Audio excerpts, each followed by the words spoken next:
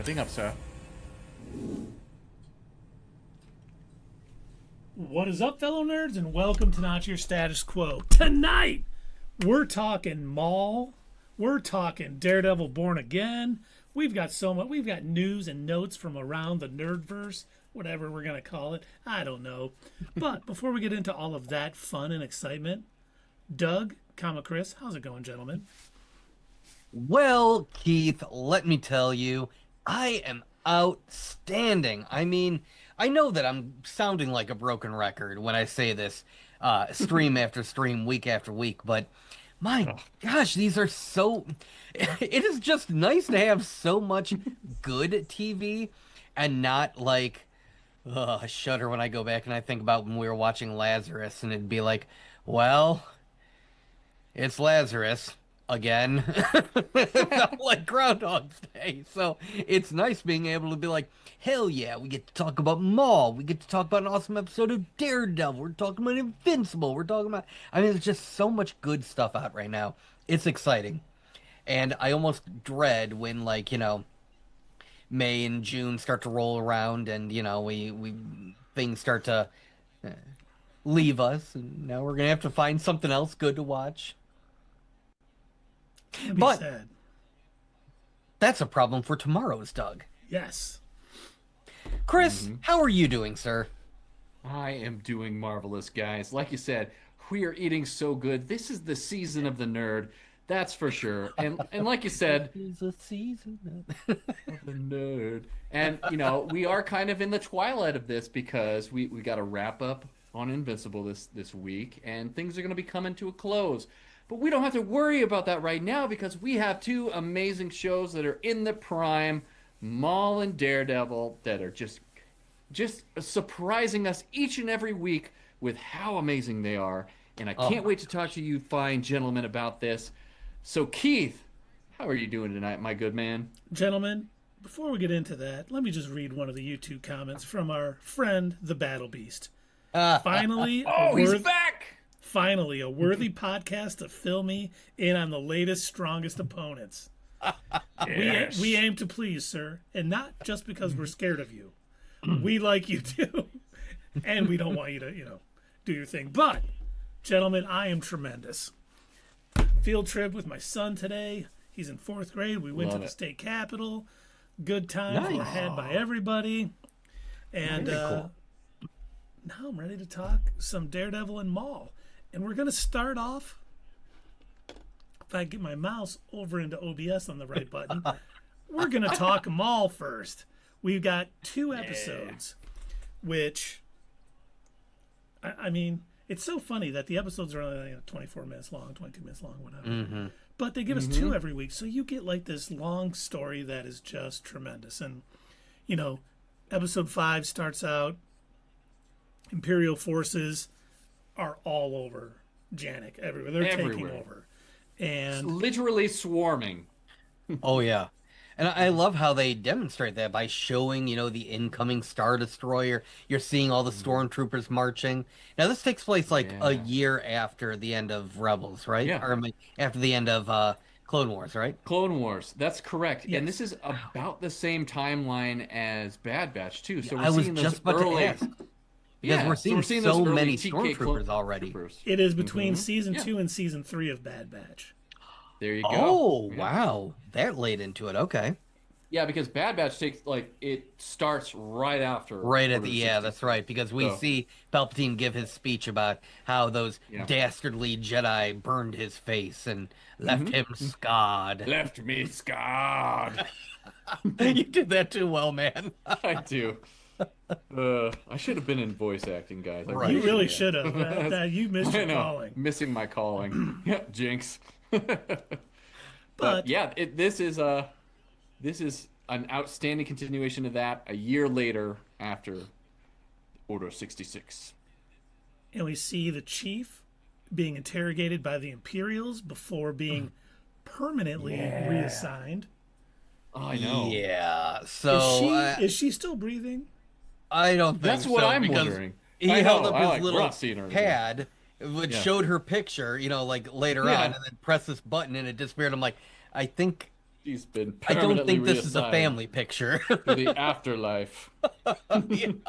Yeah, there you go. She's been Yeah. permanently reassigned to a happy little farm up north where she can frolic and through the grass.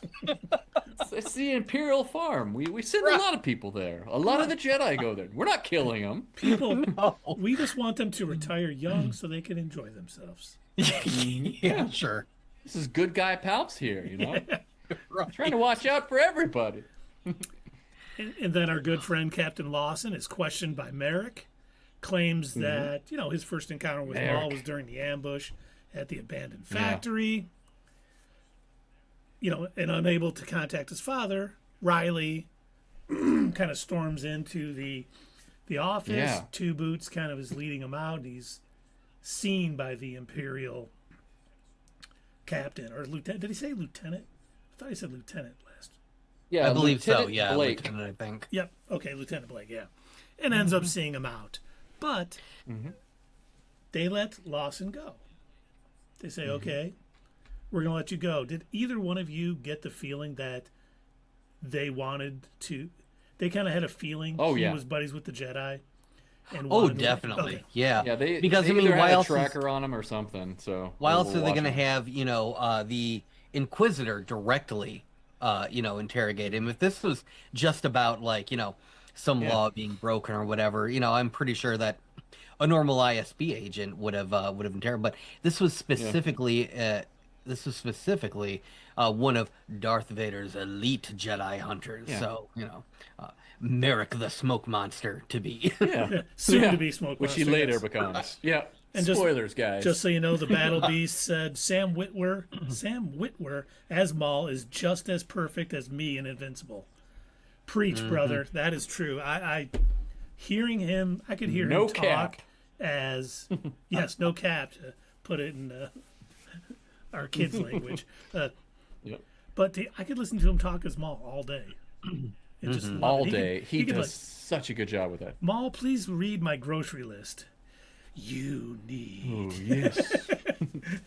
We've got eggs, creamer.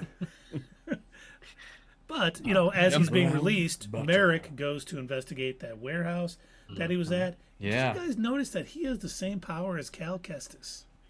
I did. I put it Yes, in my video. I was thinking Force about Echo. that. How he was like, what are they called? Like Jedi artifacts or what? What is the word that they use? It's Oh, man. But essentially, yeah. When Cal goes and he can put his in hand or use the Force, and then he'll be able to see store. Yeah, I like how they've put that in a couple of the shows. This isn't the first time we've did. seen that.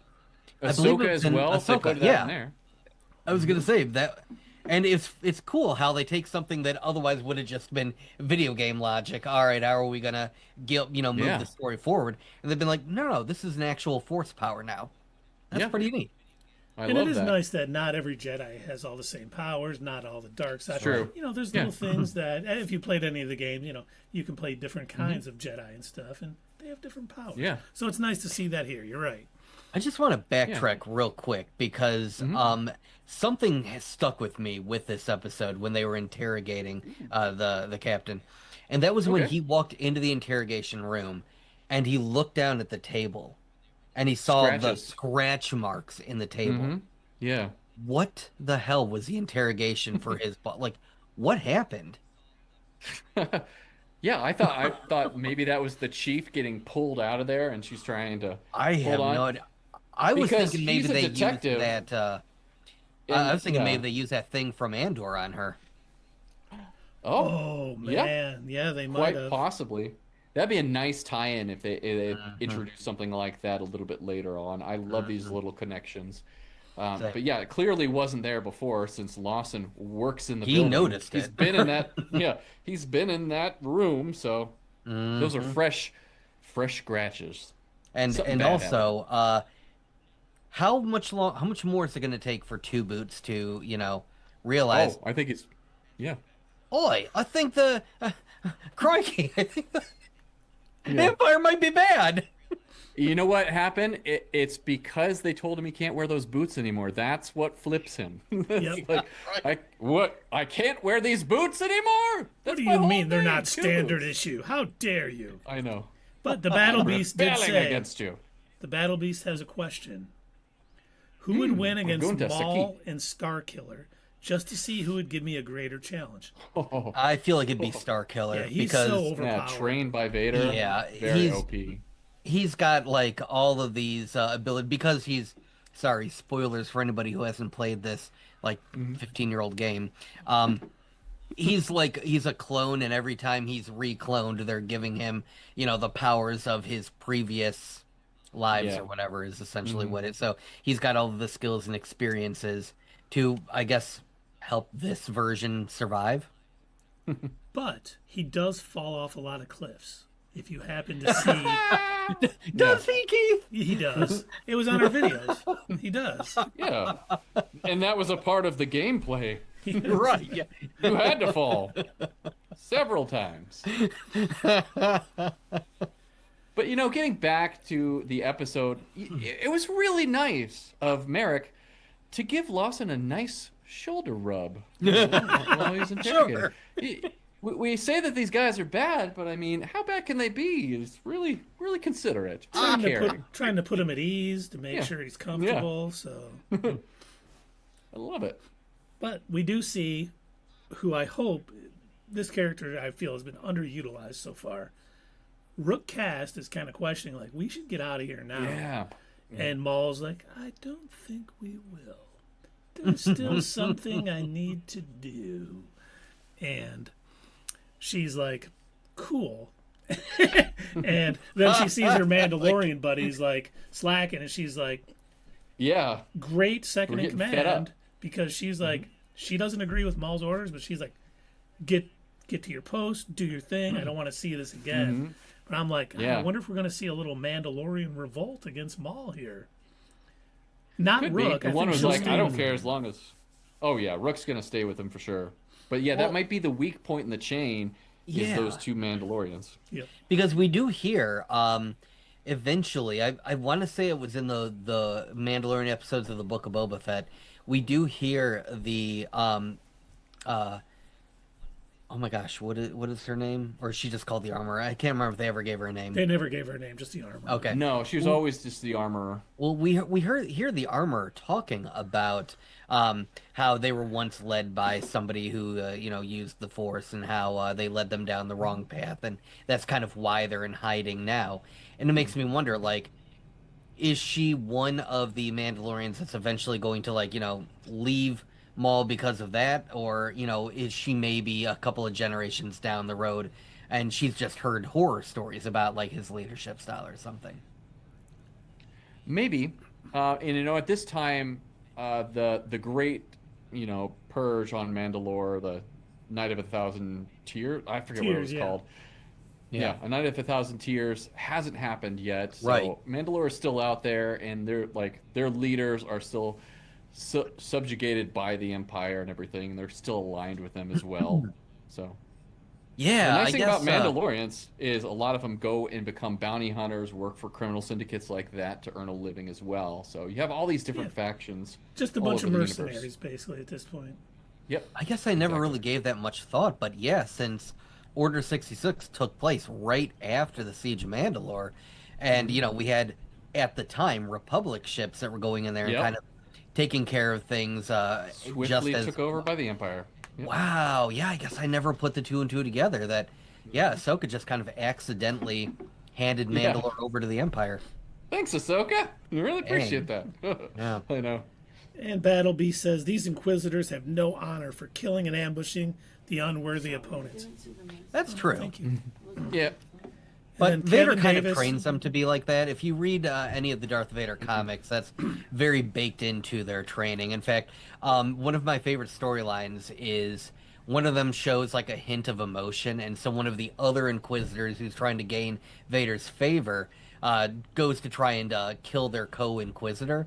And as they're running away, they turn around, they see a clone trooper and say, "Execute Order 66," and keep running. And so the Nice. clone trooper snaps into action and starts shooting at the Inquisitor. It will be done, my lord. And Kevin Davis says Star Wars Maul Shadow Lord will get Emmy nominations, just like Skeleton Crew and Young Jedi Adventures. It should, because this show has been tip top. And by the way, if did you want to not know know more that about Skeleton Inquisitors, Crew you got have that. two options. You can go to Fatherly Fandom's channel and check out his Inquisitors, or you could go to Not Your Status Quo. A few years ago, did a little in focus on the Inquisitors, which Nice. talked about some of the Vader influence or Vader leading them from the comics. So all good stuff. Check out both videos. Let us know they're both 10s out of 10. Whatever you want to do, you know, you're good to go. But we then see Master Daki and Devin escaping some stormtroopers, kind of trying to get out of town. Everything's on lockdown at this point, so they decide, I think I might have a friend, you know, let's go visit him. And they end up, The only friend. yes, they go know. to Lawson's apartment. You've got to be kidding me. You, Stimpy, Oh, you you- idiot. You forgot to mention the phone call to mom. Oh, I did. Oh, yeah. Yeah. We get the mother finally. Yeah. Yes, who tells her son the Empire's just trying to protect its population and bring order You should to just this do whatever chaos. they say. Yeah. It's all gonna be okay. Famous last words of all Right. time, you know? They're the good guys. Yeah. So she definitely has, you know, EDS, Emperor Derangement Syndrome. Right. There you go, yes. But that leads us into Chapter 6, Night of the Hunted. We see Daki telling the little ones to go in the other room. You know, the kids go in Yep. the other room, which I was like, man, that's pushing her towards Maul even more. He's not going to treat her Yeah. like a child. But he's kind of explaining his situation when Marrok busts in. Yep. And we see a nice little fight going on between Inquisitor, Jedi, and Padawan, and they're going up. I love too that they're, you know, escaping and going up, and really the best place to go because there's troops all over the ground.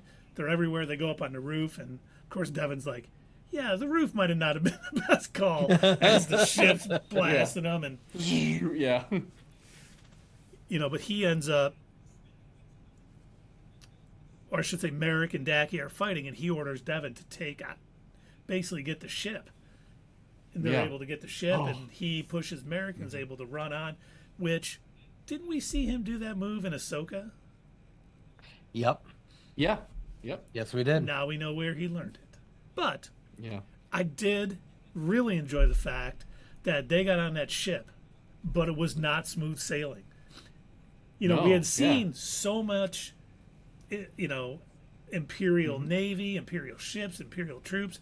I'm like, they really shouldn't get far in this ship. And then ships are just blasting them from everywhere. And it ends up taking them down.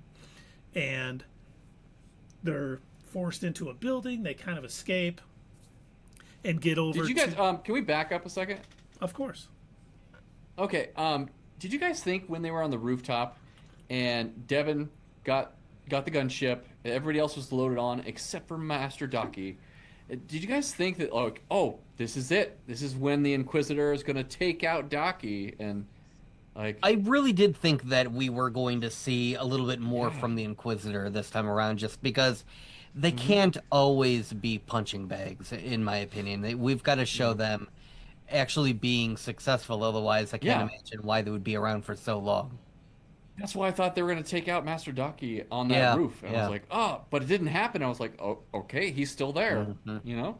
I And did. he I think survives this episode. I'm assuming the reason why is most likely they're going to keep him until like the last episode or the episode before the last, and that's going to be the true duel of the fates for Devin, trying to figure out, do I go with my master or do I go Do I with stay Maul? or Who's do my I better go? chance to?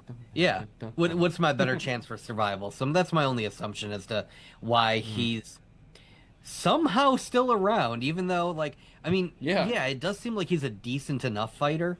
because I was thinking about that. I was watching Oh, yeah. his skills in this episode specifically, and I'm like, oh, okay, he's a little bit better than I thought. But then I was like, well, he did survive Order 66, so I guess he's not, Yeah. it's not just pure luck. He must have some skills, but Hmm. I don't know the way he carries himself. I guess it's very Yoda-esque the way he carries himself. He acts like a doddering Exactly. old man, and Yep, yep, yep. Well, and that's to hide all in plain part of the sight a ruse. little bit too. Yes, Yep. when he's barely making his way through crowds, stormtroopers aren't going to be like, "There's the Jedi." right, I yeah, know. okay. So crippled man. I've got a question. Speaking of that, as they're making their way through crowds, and again, if I'm wrong, correct me because I just don't remember. Have we ever seen a case where we've actually witnessed the force suggestion wear off in real time? No, No. that's what was so nice about this, and it was I've really never seen that refreshing either. to see that. I was like, wow, I love that. Yeah, so it was a new twist. What a Yeah. twist on an old Star Wars trope. I loved it. Yeah, they did a good job. We do got some Just comments though. Kevin Davis says, "My only Dang, it's concern with blowing Star up. Wars Starfighter, some folks will wait until it comes out on Disney Plus." Well, I don't know why that's your Yeah. concern. I think a lot of people, if it's good, word of mouth is good. I think a lot Yeah. of people go see it. I think Ryan Gosling is on a roll. I think Sean Levy is an awesome director. It's got a lot of potential to be a good movie. Yes, it does. Yeah, there is a. This is something we've actually discussed before, Kevin, is the fact that unfortunately, as much as we, wish that everything would go back to the way it was sometimes, I mean, it's just, you can't deny it. Unfortunately, the pandemic really changed the way that people go out and do things, and it's the movie theaters were really affected. You've got all of these different companies spent so much money and infrastructure trying to compensate for the fact that people weren't going to the theaters for like 2+ years.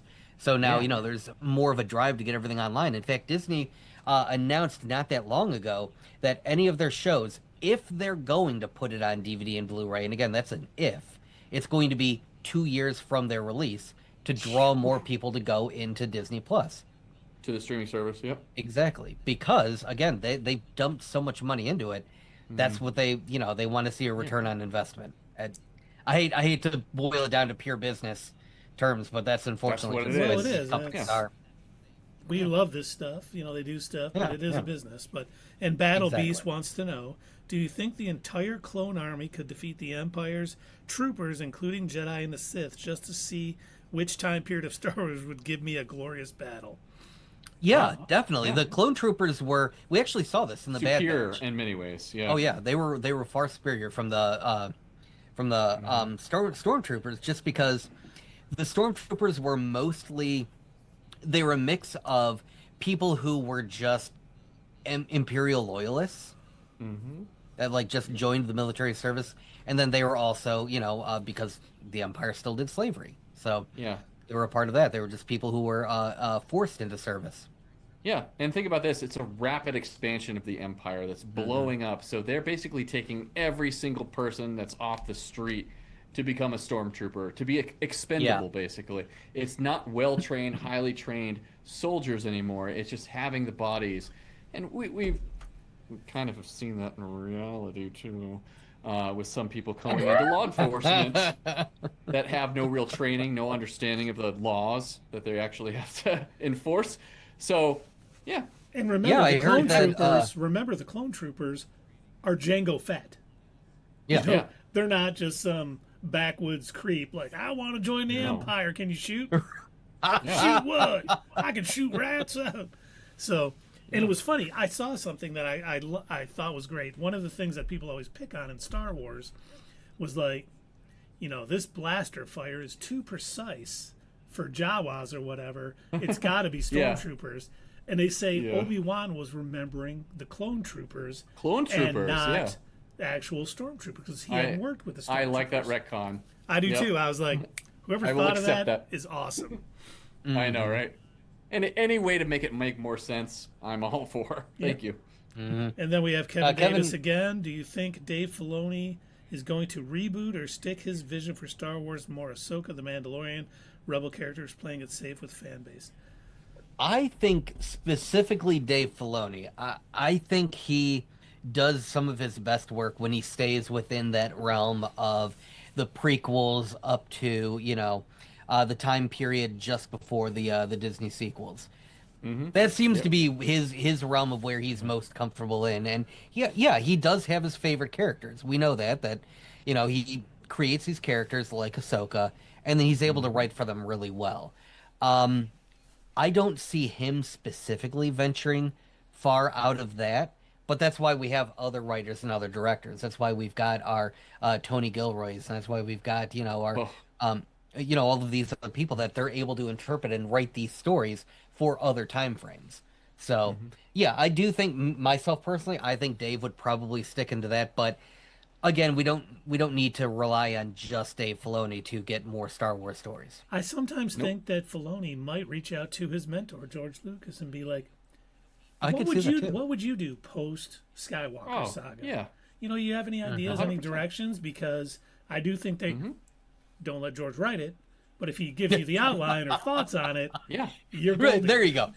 Let George kind of come up with the world, with the overall story. Mm-hmm. Just don't let him do any of the dialogue at all, Especially if there's love interests. or sand. Or Yeah.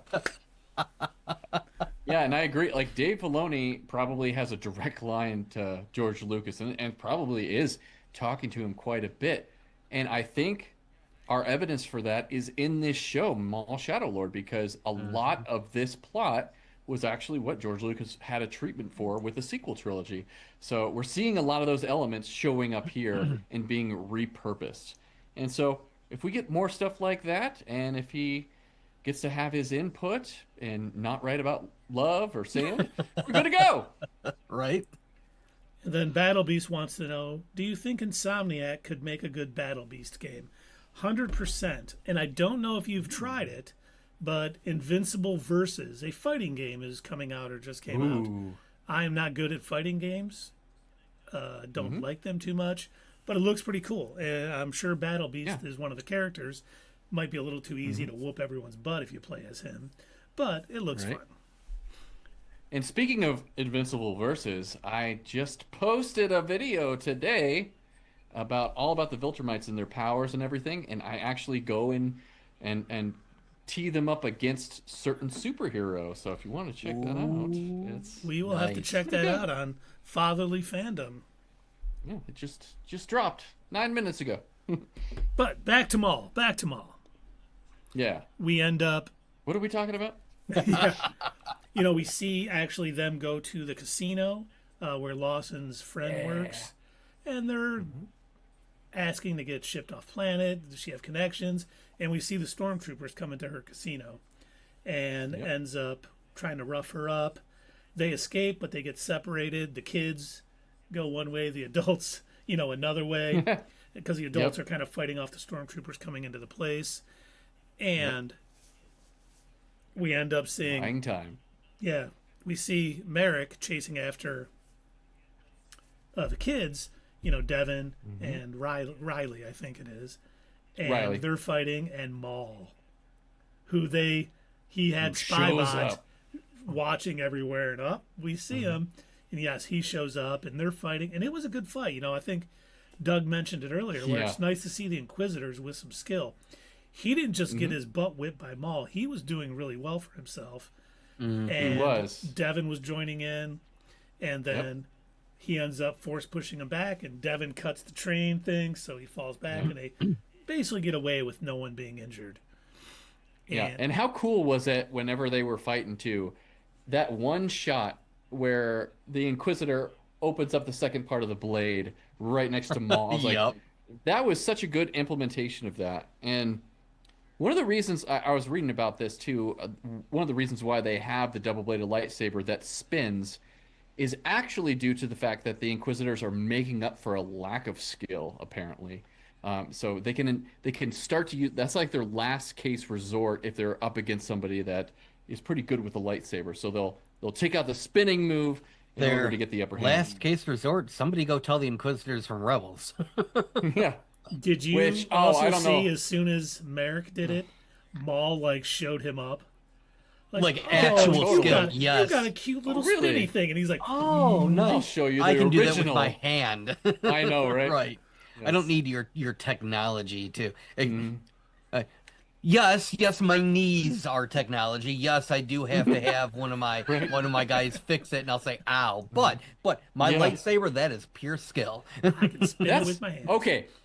That was a little qualm of mine too. Whenever he was getting his leg repaired and he, yeah, winced back in pain, I was like, "You have feeling in your mechanical legs?" It's You like, do know the mechanical leg has to be touching his real leg. So they may had to connect doesn't- it back to nerve endings and other he's only a torso on up. Oh my though. God, that's right. right. No It was real at his legs. knee. Yeah. He's torso boy. So Yeah. Well, it was shooting up all the way up. Me having maybe it was an sciatica, electrical discharge that went up. Ah! having Maybe. sciatica, Yeah. I know sometimes you have a pain in your upper thigh that runs all the way down your leg and hurts really bad. So maybe Dang. that's it. Maybe. Phantom leg syndrome. Who knows? Oh, there you go. There you go. Fa- Yeah. Phantom entire lower bodies. Phantom Menace leg syndrome. Right? Oh, there you go. Oh, nice. That was good. But then Marrok returns to his Star Destroyer and contacts his master, letting him know Maul and Jedi are there, and what are his next My actions. lord. Yes. Bring in the 11th brother. Oh yes, we definitely. Well, we've seen from the trailer, we know the 11th Yeah. brother comes, but man, Gosh, I wish I didn't show that though. It's I like know. I want it. I wish I could be surprised. They do that a lot, though. They'll spoil things that you're gonna see later on the show. I don't know if they think that it's the only way to get people's attention is if they spoil something that's going to be there. Like, okay, this is really cool, and Yeah. you know, if we don't show them it right in the beginning, we might lose people. One of my favorite stories, and if you want a tangent time real quick, Mr. Keith, one of my favorite Tangent stories was in the early development of the game Fallout 4. One of the things that they decided to do, they were still trying to figure out what they were going to do for some of the stories. They were still kind of in flux being written, and they had sent out a demo for, I think, some of like the magazine writers or whatever. And the demo was going to be what they were planning for the opening. And they just, the magazine guys said, well, it's okay, but it doesn't really grip you into the game. So they ended up rewriting the opening quest to include what is normally an end game boss, and then also give you the most powerful armor. And they kind of restructured the game around this big set piece to kind of draw you into the game, by having you face off against something at like level 2 that you normally wouldn't be fighting unless you were, level 30 or 40 or something like that. And they did that specifically because they thought, if people don't see something exciting in the very beginning, they're gonna be like, I'm not interested. Yeah. And so I wonder if sometimes some of these shows do that. They're like, you know what, if we don't spoil this fun thing that's gonna be later on, then people aren't gonna watch it. And I think at least for this case, just having a show all about Maul, I don't think you needed it. I think that same. would have gotten people to watch it. you could have just shown Marrok, but now here's a question for you. While we're in tangent time, do you think there will be other Inquisitors that we didn't see? I hope Knowing so. there is Oh, a yeah. Jedi, a Padawan, and Maul all on this planet, Yeah. they might send more than just the 11th. Send them all. Yeah, we may see Yeah. the fourth sister. Kill her, please. We may see, others too. So, I In the opening sequence, we actually do see Barriss Offee's mask in the beginning, along with the other Inquisitors that we're going to see this season. So, Which sister was it from the oh my gosh. Obi-Wan. No, from the Reva. video game. oh yes, Which which one? sister was she? The one that ends up helping him out, the female. Oh my gosh. Because she's one of the earlier Inquisitors, right before she She left. was. Yep. Yeah, she was. Yeah, you work with her She's an former early master. Mm-hmm. Oh yeah, she's second sister. Yeah, Second yeah. sister. Okay. Oh, so I wonder, since Fearless this is so Sidoria. early on, I wonder if we'll get a cameo. It's prior to Could be. Jedi Fallen Yeah. Order, so yeah, we definitely could. Yep. All right, back Eventual to time. the thing. Let's talk. I mean, he was talking to Vader, right? I mean, they didn't show us, but there's no Totally doubt. Vader. I mean, Well, and it we already wasn't got spoiled. Palpatine. I'll say that just from a lore perspective, there's no way it was Yep. Palpatine, because No way. Palpatine specifically created the Inquisitorius to screw with Vader. It was literally just a middle finger to Vader, and he couldn't Yep. care less what happened after the fact. It was Yeah. just like, here's all these, former Jedi, and I've twisted them to, use the dark side. And guess what, Vader? You get to babysit them now. Hope you don't die. Yeah. The strongest will survive. Right? Yeah. Yes. So yeah, Seriously. there's no way Palpatine is going to talk to any of these Inquisitors directly. No. He doesn't give a This shit is about them. way below his pay grade for sure. No, In fact, he wouldn't it get might involved. not even. Because when he gets It might involved, not even be Vader though. well, that's what I was going to say too. But to get Palpatine involved, people are Yeah. going to start dying. So they are like, Yeah. do we really got to report this to Palpatine yet? No, let's stay. But the fact that they Hmm. didn't show him made me think maybe it's not Vader. Yeah. Maybe it's the Grand Inquisitor. That's what I'm Maybe- thinking. Yeah. Could I also want be it- him. I want it to be Vader, but Yeah. they I may. think it's more likely to be the Grand Inquisitor, because even Vader, if it isn't something that he directly cares about, like if it's not news about Obi-Wan or something, even he's gonna be like, "What's Yeah. this? Something about This is a not a, Darth Maul? I think I remember that name. I don't give a shit. Just go kill him." I think my master destroyed that guy. Didn't he cut him in half? Well, you got to think too. We know that the Inquisitors, it's all about getting Mm-hmm. favor with the Emperor Vader and stuff. Mm-hmm. He may not want help. He may want to take down Maul. If Marrok could take Maul and get a Jedi and his Padawan taken care of, his level would go up with the rest. So, I'm kind of Yeah. like, okay, who's going to come? Why did they send another Inquisitor? Because they're all about one upping each other and getting in good favor. So it'll be interesting to see. He probably felt forced to call this in, but he wants to do it himself. He's not going to be happy with the 11th brother coming out. He's just No. doing like what Two Boots did. He's following protocol. True. And here's another thought I just had to why Vader would get involved. Vader at this point in time, he's been wrecked, burnt, destroyed. He's a shell of his former self. He's not as attuned into the Force as he used to be. He's not as powerful as he was when he was Anakin Skywalker. Maybe he feels threatened by Maul and him being a previous apprentice to Palpatine. And maybe he thinks, if I take this guy out, I will have one less threat that's going to take my place as the Sith Lord, apprentice to my master. Maybe that's it. And could also be, Yeah.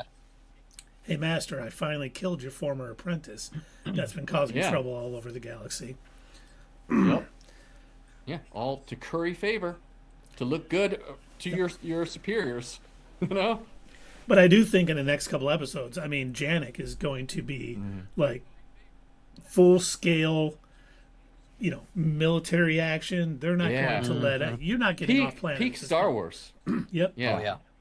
This is what I love about Star Wars, like the Empire dominating. This is why Andor was so good too. It's just like you see this level of just no way out in this situation.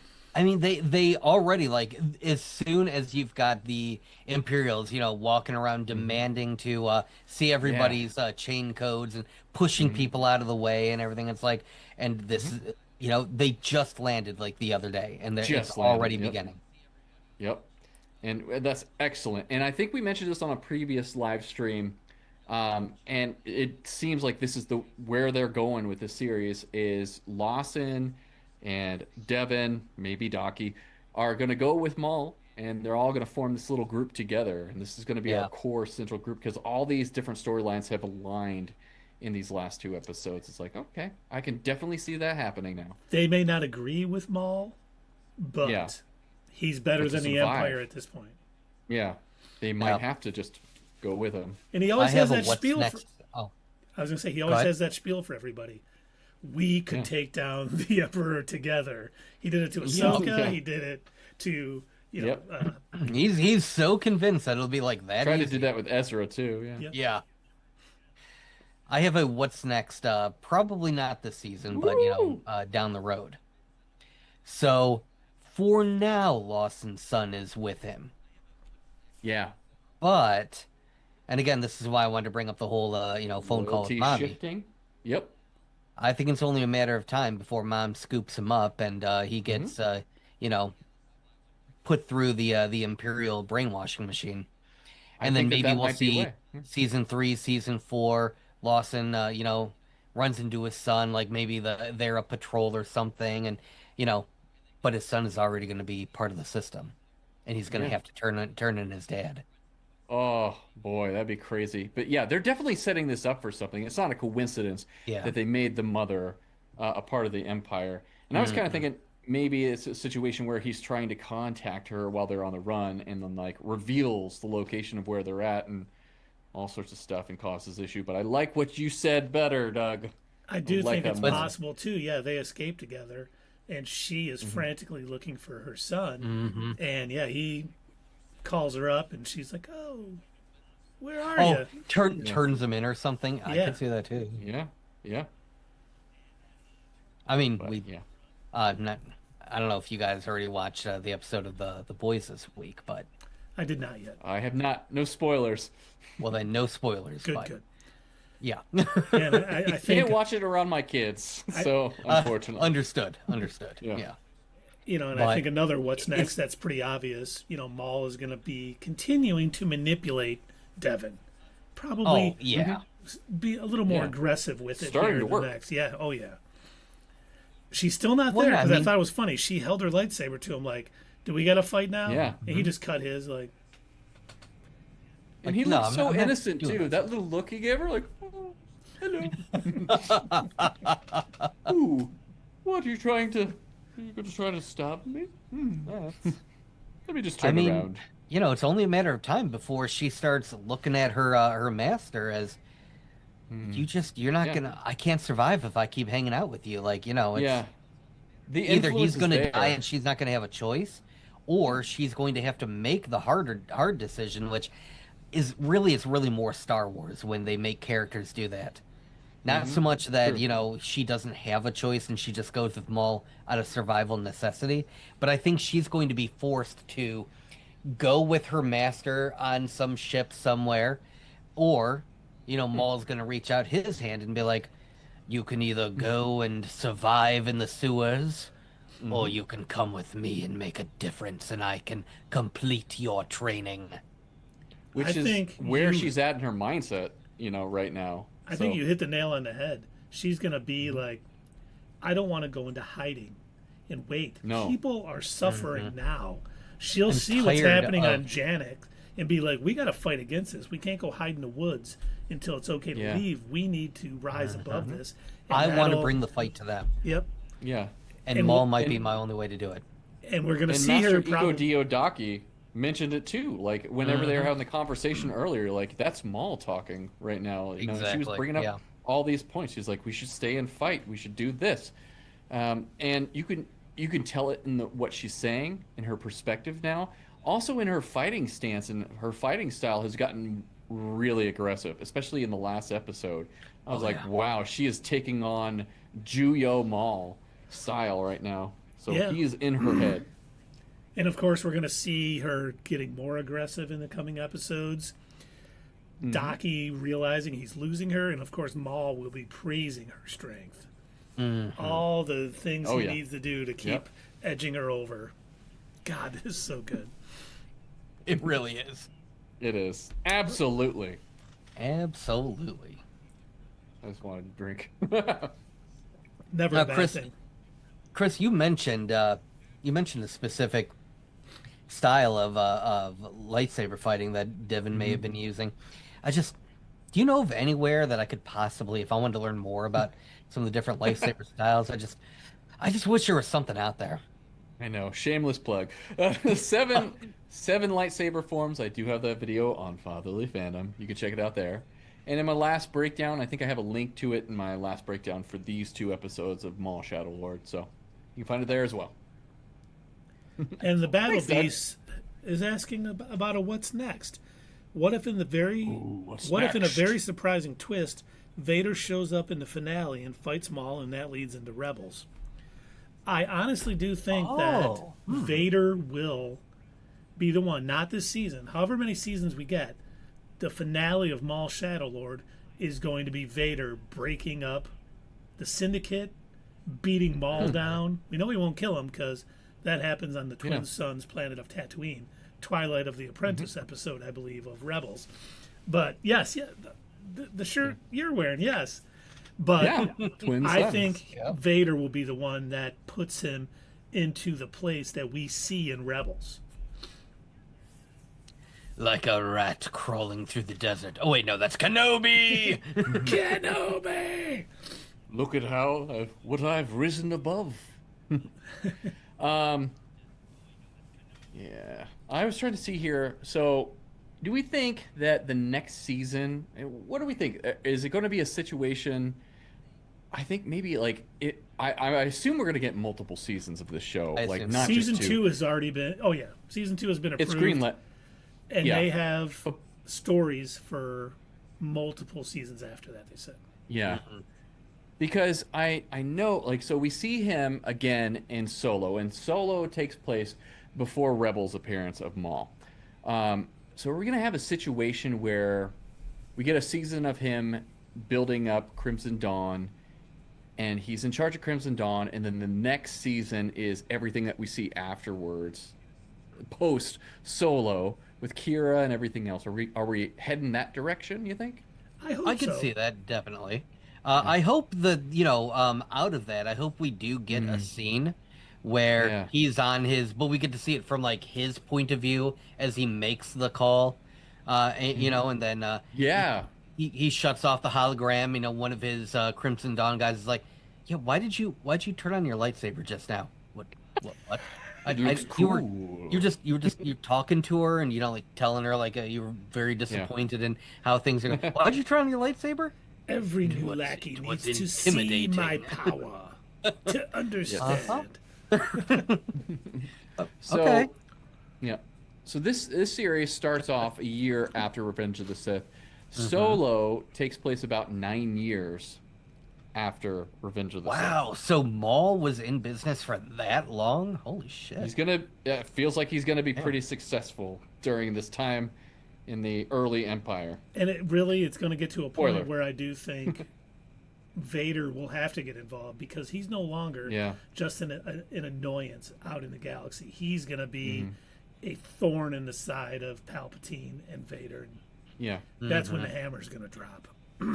Yeah, so introducing him this early or having them fight this early on in the series, I don't think that should happen. I wouldn't like to see it. I'd like to see it further on down the road for the character as well.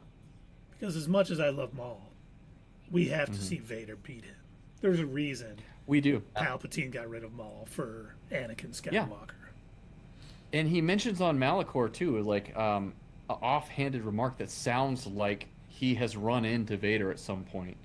So that's the big speculation that everybody has, is that, oh, yeah, they fought at one point because of that Rebels episode. Trying to think, is there anything else? I just wrote down Empire declares Janix under martial law. Yeah, I think that's a no-brainer. Oh, and I wonder, Lawson is obviously helping the Jedi escape. He's hunted by the Empire. I really wonder, because I'm putting, is he going to feel comfortable with what Maul is doing to Devin? Like, he understands the Jedi are good, and I think he is going to notice it a little bit too, and he might get under Maul. Yeah. Be the subject Because of he's Maul's very much fury. aligned with Daki.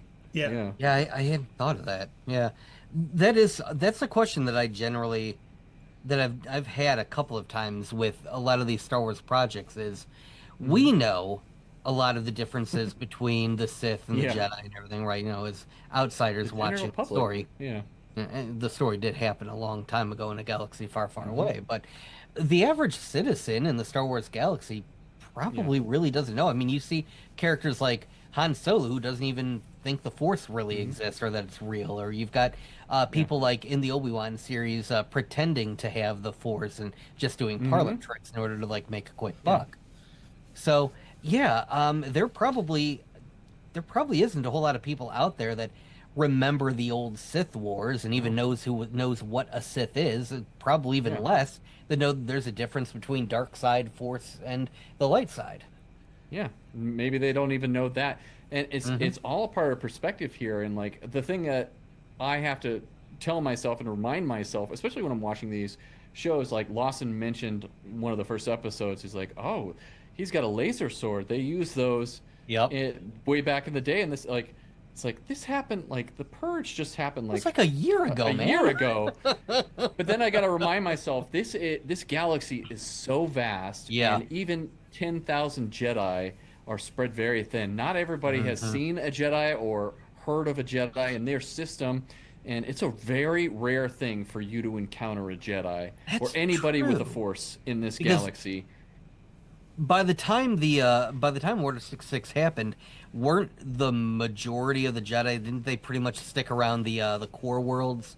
Yeah. They did, and over time in the Republic, like they had different like Jedi academies and different Jedi training areas and temples all over the galaxy. They actually show this in Alkalite too. I Yeah. don't like that show, but that's accurate. They did have different bases all over the galaxy, and eventually they just Consolidated. accumulated and consolidated all onto Coruscant, onto the Jedi Temple. So everybody was trained there, which I believe is one of the main issues that they had is they didn't have people growing up in different areas of the galaxy I and agree. staying with like their cultures and taking in different societies and things like that. So they kind of shut themselves off from everyday people. When you got to remember wonder- too, as many people that saw Jedi in the galaxy, less saw Sith. Less. Because They you had were- two. Yeah. Yeah. You know? They weren't like running around. Palpatine Yeah. was under everyone's nose and no one had a clue. And Maul Yeah. was barely seen by anybody. Vader had a little higher profile post thing, but yeah, well, there Yeah. was Vader and maybe 13 Inquisitors. That's Yeah, but not a lot. even Still- even in the still case a of little bit. Vader, and I don't know if this was. I don't know how intentional this line was because if you look at a lot of the cut scenes that didn't make it into A New Hope, there was a lot of mention of the Sith that ended up on the cutting room floor because they decided it's too weird, it's too nerdy. People aren't going to get that. They're not going to want to hear about this. They're Nerdy not going for to care about the Star Wars. difference. But in that initial meeting, when Vader chokes out the one guy, he refers to him as the Jedi are long gone, and it's weird that you stick to those sorcerers' ways, and Yep. he refers to Vader as a Jedi. Now I don't know if that's because again that has to do with the editing, or because this guy really didn't know the difference or didn't know what a Sith was. Well, they were referring to Obi-Wan Kenobi because he was mentioning that he believes he was there, so that's why he brought up the Jedi being extinct. I find your lack of faith disturbing. Your ancient religion. Yes. Yeah. Ancient You know, religion, and yeah. when it comes to like the first Star Wars too, like they did want to simplify it as much as possible for the general audience, diving into this completely new place. It's like you can write this stuff, but you sure can't say it. It's like so they Right. really, it was a tightrope that they were balancing. It's if you think about it, and we could discuss it for hours about how tight it was to get this movie made and for everything to line up for it to become the Star Wars that we know and love today. So it's incredible. Oh yeah. And Battle Beast has said, I shall leave and search for worthy opponents. I will return soon. We look forward to hearing your glorious stories of battle. And Jason Deerham says, can you watch Maul if you haven't watched any of the other Star Wars animation? You certainly can. Yep. You'll miss some It's little accessible. details of stuff, but you will be able to Not follow the much. story. And Oh, Basically, as long as you have like a basic understanding of Star Wars and you've seen or at the very least heard of Phantom Menace, then you're Yeah. probably fine. Agreed. So we know that Dave can't be here tonight because he's writing his super epic series, combining all the series and the fandoms together. But he did leave us his thoughts about this episode. You guys want me to read that right now? please do, sir. Yeah, why don't we do that? Okay. So Dave says Star Wars was at its finest. Maul laid back and watched everything unfold until it was necessary for him to make his appearance. This character has so much depth and was really wasted in the movies. Two Boots is realizing in real time with the Empire that the Empire is not good. Even if protocol dictates involving them, they will never leave. Was that Palpatine at the end? Also, in classic Star Wars animation tradition, excellent saber duels where both sides get to live at the end. Not only that, but they do it in a way that makes complete sense and doesn't feel cheesy. Rating? So let's go into the rating, I guess. So, or do we want to keep that until we do our rating? Yeah, go ahead. We're Okay. gonna do our ratings next. So Dave, we're going to start with your rating. You're number one, buddy. So, rating is 9.5 for Dave. High Wow. praise for him. This That show is almost amazing. Unheard Yeah. of. Folks, Yeah. for those of you out there that, maybe you're new to our channel, Dave is very tough to please when it comes to pretty much any properties. So for him to give Yeah. out a 9.5 on a scale of 10, by the way, where 5 is average, it's almost unheard of. So you know that that it's good. It's really good if Dave gives it that high of a score. And Dave has said many times he does not give out tens. So this is like one of his highest ratings. He also yeah. goes on to say, this show is amazing in how it grasps the Star Wars universe and expands it to things we never got to see. Maul just sheds light on the underworld and shows that not only the Skywalkers had serious beef with the Empire, and we now get to see it. So there you go. End quote from Dave. Well said, my good man. Well said. Indeed. well, I guess I'll go next because Okay. Dave really hit the nail on the head. He Watching did. these episodes is just an absolute joy. I didn't mean Yeah. to say it I that think time that counts. because it's so perfectly written. Animation Yeah. is beautiful. The voice acting is tremendous. The music is great. I mean, watching these episodes flies by. It's 22 minutes. You get to 2 episodes. It's about 45, 50 minutes. Feels like you're watching 10 minutes. And they have just weaved the plot lines through all of this into a wonderful little story that has us Yeah. all completely intrigued. We don't know what's going to happen. We have thoughts, but the fact that we don't know if Devin's ever going to go with him, might not. We don't know how this is all going to go. We all think, well, George Lucas had Darth Talon as his apprentice for the sequel thing. Doesn't mean they're going to do that. I still keep thinking this is a red herring. She's never going to join him. But we keep thinking it because she's a Twi'lek, and we think it's going to happen. But if she does or doesn't, with the way this is going, I know they're going to do it beautifully. So I just look forward to seeing it. And, I'm going with Dave. I'm giving this a 9.5. I rewatched all 6 episodes again Nice. because work was a little bit. We won't get into that. I had some extra time, let's say, and I rewatched them. Hopefully And work it was isn't just like I was as enthralled the second and third time watching them as I was the first time. These shows are just, man, if you're not watching it because you don't watch cartoons, you are missing out so much because we're getting so much backstory filled in for what happened in the underworld side, like Dave said, during the time between Revenge of the Sith and A New Hope. It's just beautiful. Cannot wait till Monday to watch the next 2. And I'm going to cry in 2 weeks when we're done with this first season.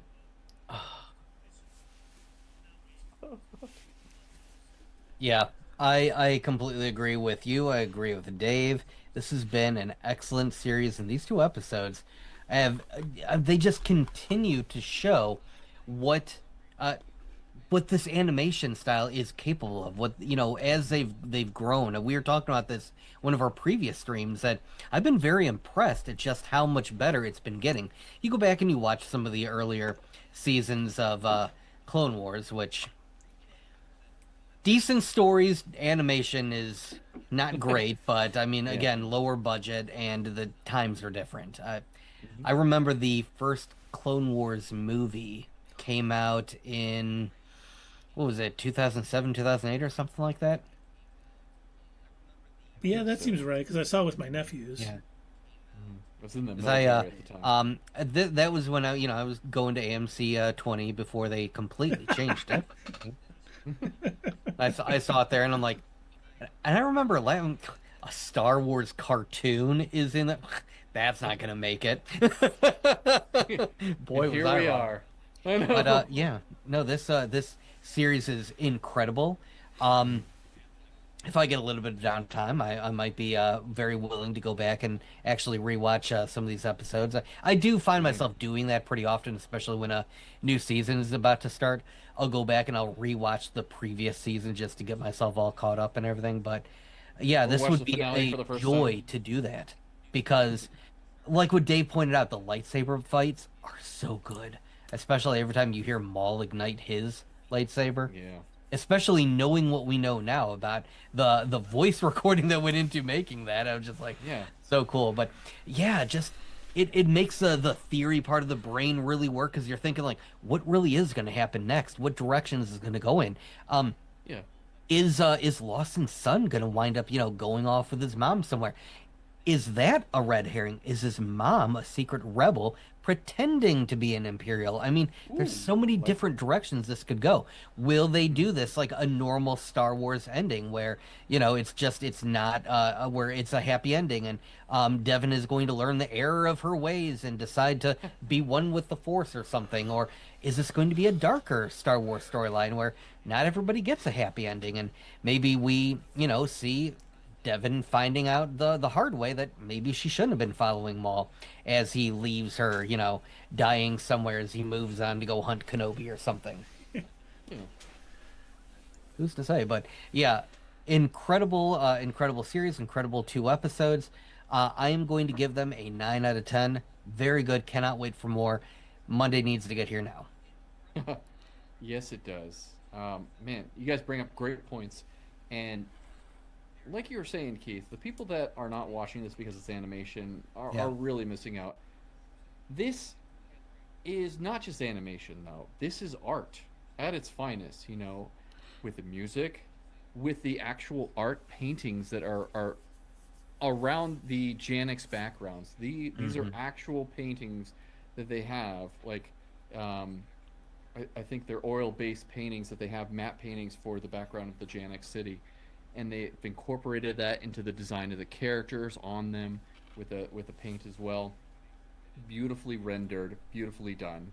And the story is just hitting us hard. Again, no filler with this series whatsoever. I can see this being something that I rewatch time and time again, time allowing.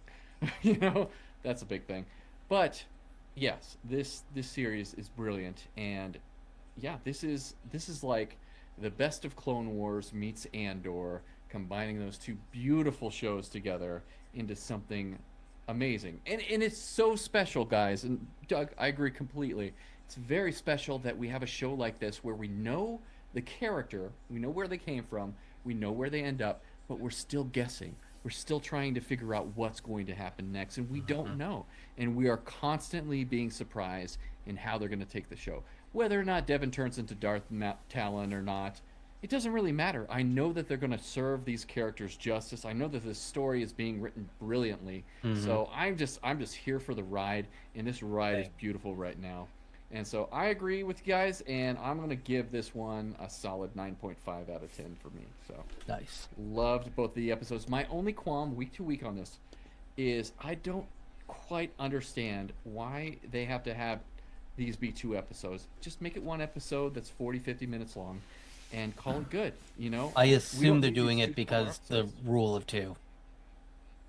Yeah, probably, and yeah, that's a very That's cool my little assumption. detail. I'm But assuming it's they're like, doing it because if they want to put this on the Disney Channel or something later, it's about the right time to be a half hour with some commercials. yeah, That too, yeah. yeah. With the length of each individual episode, yes, Hmm. for sure. But as far But as it's the like, how they're releasing them, yeah.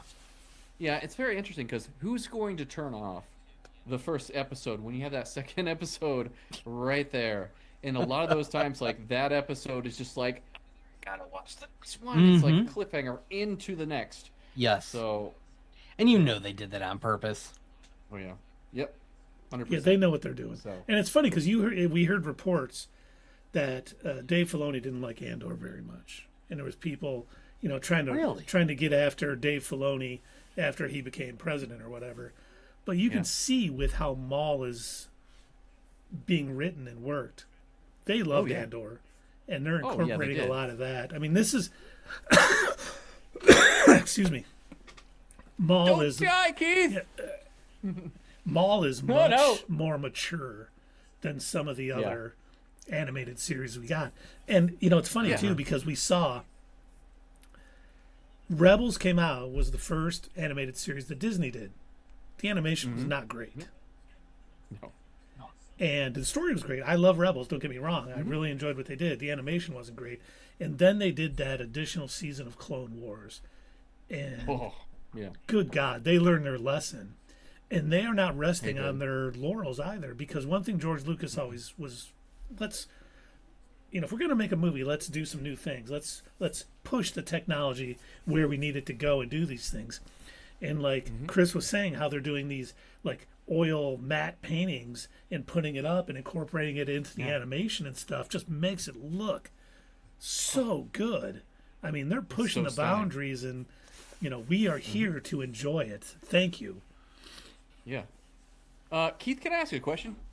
Of course. Are you watching the series with your kid, with Sully? Not yet. Not yet. Not Okay. yet. I will. He hasn't wanted to watch it yet.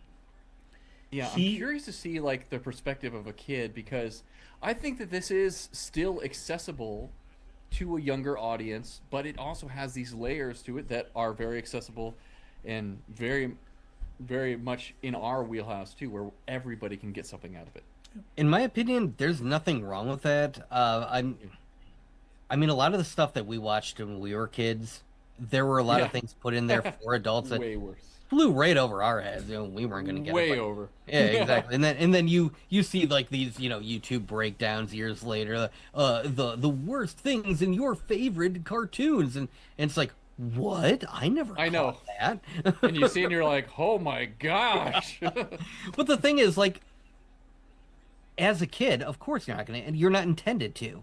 It was made specifically for both audiences to enjoy, and I think you're very right when it comes to how this is accessible for everybody. I think a kid could definitely watch this, enjoy the action, enjoy the fun of seeing more Star Wars stuff, and maybe the more like nuanced political aspect of it might go over their heads, but they go to rewatch it later on as adults, they'll enjoy it even more, and for a different reason. Yeah. The gift that keeps on giving. Mm-hmm. All right, fellow nerds. Should we talk Daredevil Born Again? I think it is about that time to talk some Daredevil, indeed. Yeah. Let me just switch into Marvel gear here. Literally. Literally. Yes, we're ready. This episode kicks off with Fisk mourning his beloved Vanessa. And the doctor comes in to Oh my talk about gosh. it. And as Doug put it so eloquently in our Slack channel, he gives the best hugs. He does. He's such a good hugger, you know? Well, Gives if that you nice know bear hug. if you know anything about the Kingpin, that's like his number one move. He loves bear hugging people to death. He does it in all Yeah. the comic appearances that he's been in. He's done it too. He's literally nearly broken Spider-Man's back doing that. He has done that to Daredevil countless Daredevil times. too. He's done to the Punisher. Put the Punisher out of commission by doing that. Yeah. So yeah, that's like you don't hug the Kingpin, man. No. And that was a beautiful way to show especially for comic book fans, that Wilson Fisk is now fully Kingpin again because Oh, of that. oh, he's full monster. Yep. Yep. Now, a question for the two of you. I assume this might have just been me. Did the very beginning of this episode trick you into thinking that maybe Vanessa was still alive? No. I didn't. I didn't Oh, have I got tricked. I that saw. thought. Well, I just assumed, oh, okay, if she's dead, they're gonna put a sheet over her, or roll her out, or whatever. But Oh, it took me a minute to remember. Oh, right, this is the Kingpin, aka Mayor of the nobody city of wants New to York. come near They're him. gonna, yeah, nobody wants to like pull the Except body for this away. naive doctor. Like, read the Yeah. room, buddy. Good I lord. like how as it finally dawned on me that oh wow, no, okay, she really is dead for real this time. And he's using this like philosophical jargon, like a I well, know. she's walking in the distant Right. lands, and I'm glad that could go on this journey with you. And I'm like, I know. oh buddy, you No. leave while you're ahead, get out Yeah. now. I was like, did this doctor just transfer in from somewhere else? And Is this his first day? he's not from New York. Hey, yeah, no idea who this guy. It would have to be. That's the only thing that makes sense to me. I just flew He's in like, from Albuquerque and I got this tough surgery job. Oh, the mayor's wife. Yeah, that should be cool. Yeah. I was gonna say he's from like comfort the him. only state in the Marvel universe that there are no superheroes or villains, and they every time they turn on the news, they're like, "Glad I don't live in New York." Right. And then we get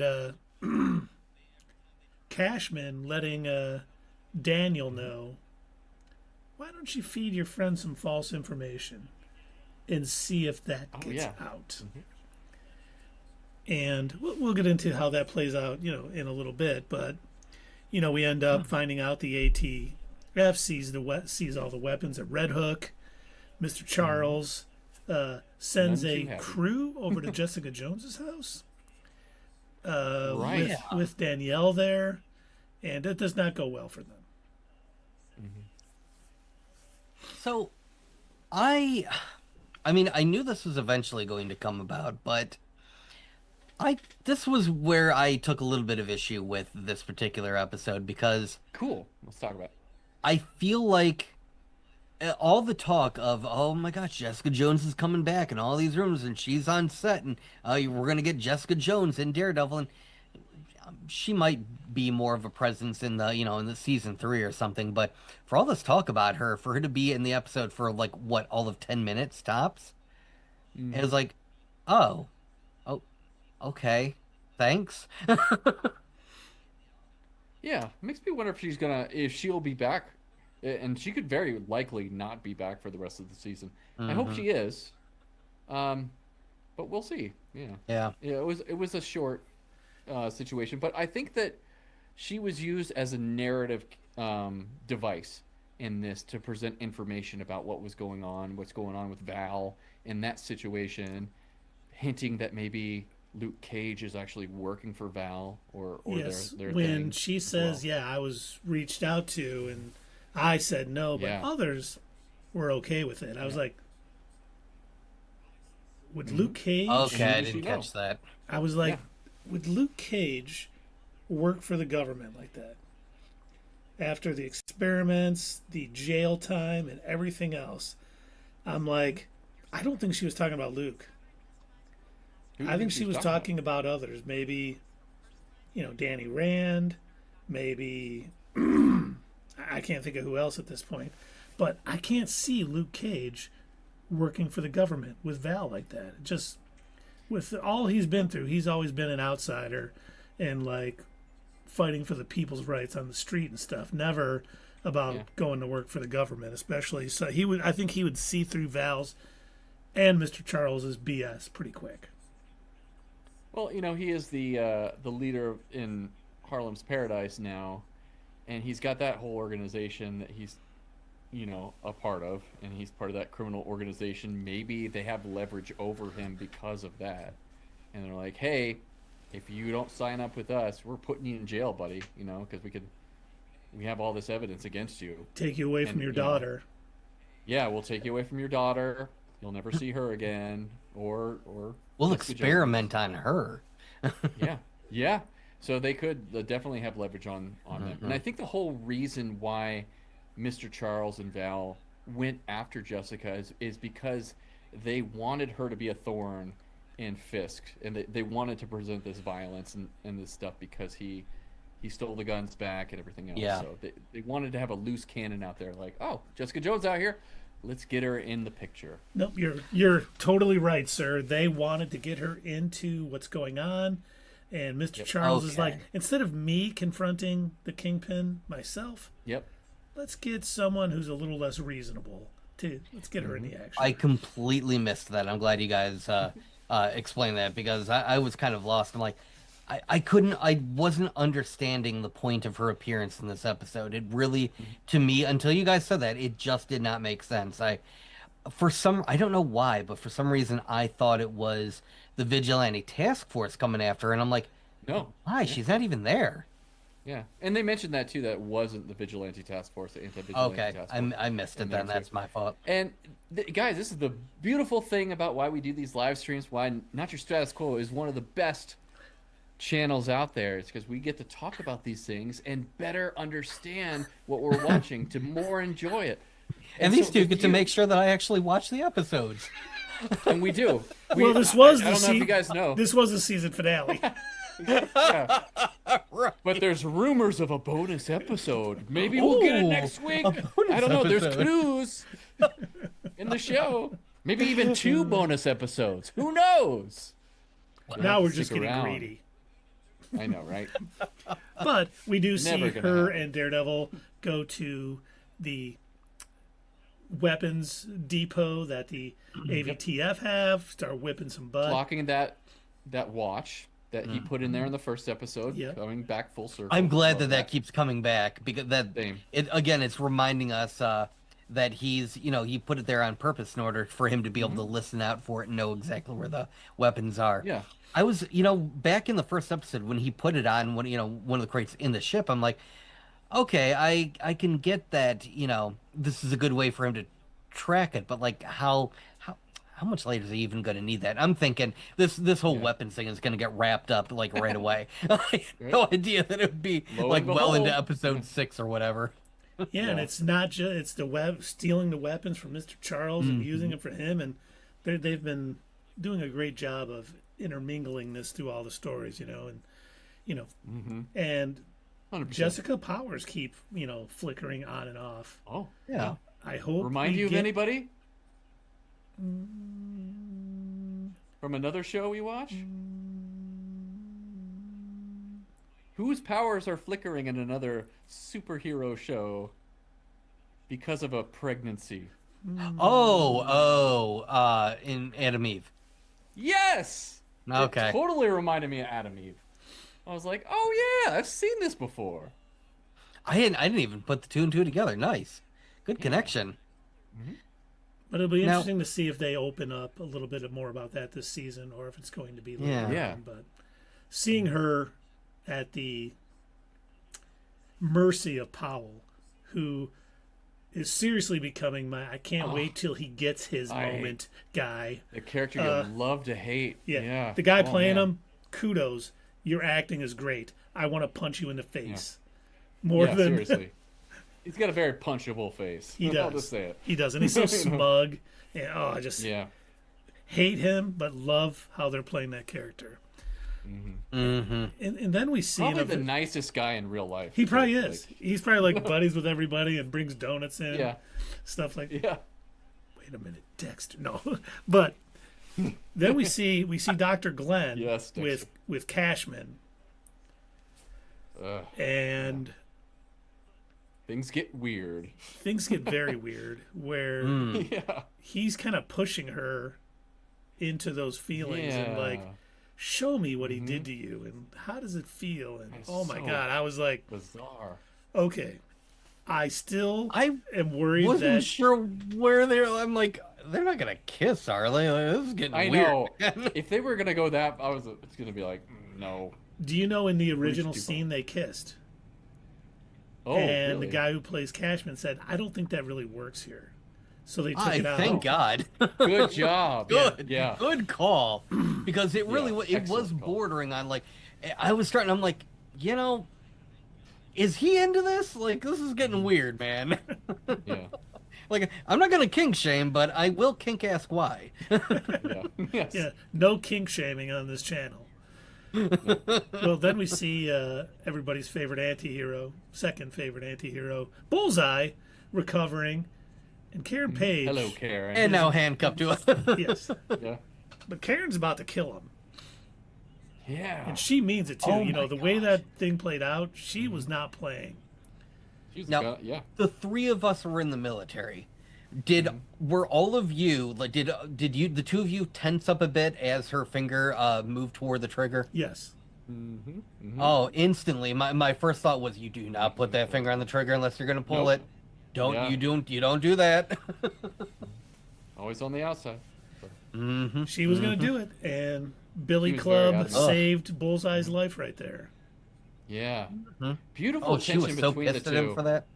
Yeah, I love this because originally they were so happy-go-lucky at the beginning of the season. I was like, oh my god, Karen's gonna die. But this is so much better than that. Having them be on opposing viewpoints when it comes to how to actually handle this situation. And the beautiful thing too is Karen's not wrong when it comes to this. This is a vicious circle when it comes to Kingpin and Daredevil. And it's something that Daredevil actually realizes by the end of this episode. And it's why he goes to Kingpin and tries to reason with him. And it also makes perfect sense because of how much time she spent with Frank. Yeah. She got that viewpoint basically from him and understanding, you know what, Yep. we got to start doing this. And Daredevil's like, I'm not doing it. We're not killing. One batch, We have two to be batch, better than that. pity We and have to die. do that. Because, you know, It kind of reminds me of Batman Under the Red Hood when, we're dealing with a yeah. former Robin confronting Batman. Spoiler alert. Why would you... Oh, yeah, sorry. Spoiler alert to anybody who does not know about one of the most famous Robins. If you want to learn more, I highly recommend. Best show ever if that you was say on... Titans, I'm ending the stream. I was going to say Titans. It was on, what was it, DC Universe, then it was on HBO Go or Now, and then it was on HBO Max, and then I Max. like and that show. At least the first couple seasons. I'm sorry. Okay, Okay, well, to each their own. the only thing, like, there was some good acting on it, there was some good parts. They were just racing through storylines, and that They bugged really me They were so racing much. through. Yeah, that's true. The fact did. that they burned like, through that's so why I bring much. up the whole Red Hood thing in conjunction with Yeah. that, because that was like the first episode of season 2, and I'm like, huh, okay, already. And- Wow, and I I think we hated- skipped a few things. I hated the character of that Robin and everything. Yeah, I hated, yeah, like same. he was way too young to play the Red Hood too. Yes. I He like, was. This is not He right. really was. So But What do we got? anyway, back to my point is Karen very much gave off those same vibes. Is like, how are you going to side with this murderous psychopath who, would kill me with a blink of an eye? And again, Red Hood basically said that about Joker. How are you going to side with this maniac, with this killer who killed me, left me for dead? Why would you side with this person and not me? And I think, I feel like Karen is probably feeling the same way. Like, you and I, we're as close can be. How could you, this is worse than you going off and cheating on me. How could you side with this murderous psychopath and not me? yeah, So yeah, it's like, it really makes you feel that. he really does. And I think for Daredevil and his perspective, that's a line he doesn't cross, because if he does cross it, he is going to go to the extreme. And it would be even worse for everybody else if he did cross that line. We will, and they proved that much in the previous episode when you've got, Daredevil essentially explaining to him, look, I have to save your life because I tried to take it. Yep. Because I tried to kill you, I have to save your life. I owe you that. It's like, and it's all part of his, Catholic faith and his, I have to make right. There has to be some sort of penance for the sin that I committed. Well, it's funny too because Bullseye has the same sort of thought patterns. Like things have to balance out. Yeah, it's he's not Yeah, religious, that's but very his I did that, so it's time for me to die. Yeah. It's okay dying, and he's just He's kind balancing the board. Of, yeah. Yeah. But we Now- do see that. Oh, go ahead, Doug. So right after this scene takes place, I had just a slight, teeny tiny minor issue. So one of the things that I have loved about the acting portrayal, you know, people have said time and time again that he does such a good job playing a blind man that sometimes you forget that he's not blind in real life, except this one scene.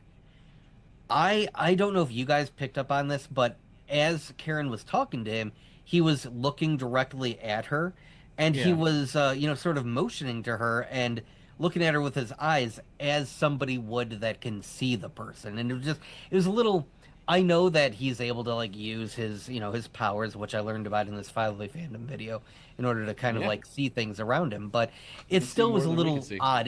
It's not his normal acting style when Yeah, he's and when that's he's the thing. portraying. You nailed it on the head right there. It's the acting. He has to constantly act like Hmm. he is blind, and it's a detriment to him because it's really not at all. Like he can see the world in way more than we can see. So with Karen, she knows all of this, so he doesn't have to pretend. And I think that is Okay. why like he acts a little bit different, and he doesn't have to put on the blind man act as much. Okay, all right. See, I didn't even That notice he did that. Yeah, it took me out for a minute because I'm like, huh, Yeah, that was a very non-blind person way to like yeah, carry on that conversation. Because I'm so used to the way that he portrays himself or the way he carries himself throughout, the previous yeah, Netflix series and now, this. And yeah. it just threw me off for a second. I was like, huh. But yeah, okay, no, your explanation makes sense, Chris. And then we see, I kind of like how the I don't want to call them rebels, but the people, anti-Fisk people, the New Yorkers who want a better life. Revolutionaries. Revolutionaries, yes. Yeah. They gather at City Hall and they start, well, Karen, in another excellent wig, That wig. is projecting Oh the my God. Red Hook bad. testimonies Worst. right up Yeah. on the wall. Kingpin is sitting. Resist, rebel. I love that. That was awesome. And, during the protest, the AVTF officer that everyone loves, Connor Powell, kills Saunders, the kid who gave his badge. And as soon as he said, Saunders. "Hey, I know you need this," and he was like, "Oh, Yes. thanks," confirming that He's like, the I'm one gonna who- ride with you.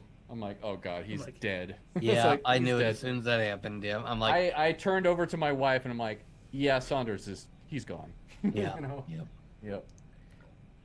Well, I mean, obviously they were going to catch him because I'm sure everybody has a unique Yeah. ID number attached to their badge. If somebody Of course. used his badge to swipe, there's going to be a trace of that. Yeah.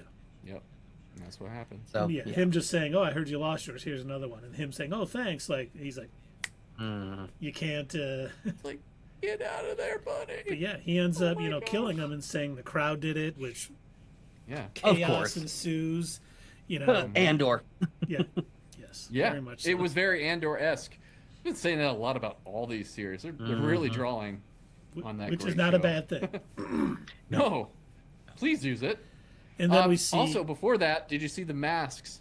Everybody was putting on the Daredevil oh mask. yes, the Yeah, homemade that was Daredevil cool. masks. Hmm. I One person had love that bedazzled mask. detail. Yeah. I was like, sweet. Yeah. I love it. And Murdock confronts Fisk, giving him an Yes. ultimatum. Did you see the Let's- shadow work that they did too Oh. with Kingpin and Daredevil? Oh, it was just Oh my God, the way that kiss. they play with the lighting and the shadows and everything in these, yeah. it is so well done. Hmm. Like, oh man, it blows me away every time the editing that goes into making this show. Yeah. No, they know what they're doing. They go in with a plan, and they yeah. execute it very well. But Kingpin, because of where he's at currently, declines, and a minor scuffle ensues. And before that, I love Charlie Cox's performance at this point when Kingpin starts to go at him. Instead of just being mad, he just like kind of quietly Like a reserves deep himself, sigh, like, all right. okay, we want to go this direction. Hmm. Beautifully acted, like all in his physical performance, and it's like you buy into that with Daredevil. He's like, okay, I really gave this my best shot. Now I'm gonna kick your ass. It's funny how like Fisk also kind of like gives him time to get his, batons ready and everything. Like, yeah, even though they're about to fight, they're both being like weirdly gentlemanly towards each other yeah, about it. yeah, yeah. Well, they don't want the other guy crying, oh, you didn't let me get ready first. You didn't give me my prep time. No, wait, I hit you. You have to go down. I hit you. No, I hit you first. And But, let me yeah, just say, that flying knee that Daredevil delivered to Kingpin was Oh, fabulous. Oh, man. oh, good. I put that in my video because I was like, yes, I've got to have that scene in there because just the choreography of this fight scene was amazing too. How he was dodging him in the beginning too, as he was pulling in his punches. It's just like everything lined up just beautifully. You know what he needed? The Thrag punch. Pull Yeah. yeah. Wind up until a tornado Yeah. pulls him. Yeah. But, Daredevil ends up beating Fisk pretty soundly. Mm-hmm. But, unfortunately, outside, Powell comes across Karen Page. Who had her wig ripped off? Yes. You know what? If she would have worn a baseball cap with no words on it over the wig, he wouldn't have Right. talked. Nobody knows who I am. You just gotta wear the baseball Yeah. cap, guys. He just put on a baseball cap. That's how Captain America, the most recognizable hero in the world, was able to walk through downtown New York with no problem. And the Black Widow. Exactly. She learned in the Yeah. Red Room how to disguise yourself perfectly. You gotta have a hoodie and a ball cap. Yeah. Works every time. What a great cliffhanger to end a season on. I can't believe the season is Yeah. Woo, can't wait for next season. I hate you guys. I'm sure we'll forget about it soon. We're gonna Just miss like it. Dave's rating of I was Morbius. about to say, you were never going to let me live this down. Never. I cannot get over that you just let me, Chris, of all you're just letting me go off talking about, like, you knew there was something wrong. You're like, I'm just gonna I let knew him there was talk. something. No, I didn't know you didn't watch it. I was just like, this is peculiar. Like he's not mentioning anything from. I thought it was leading up to it, like what happened in the I thought so finale. And then I'm too. like, I was like, something's off, but I can't quite figure it out. And then you mentioned it the next time. I'm like, oh, yeah, that makes sense.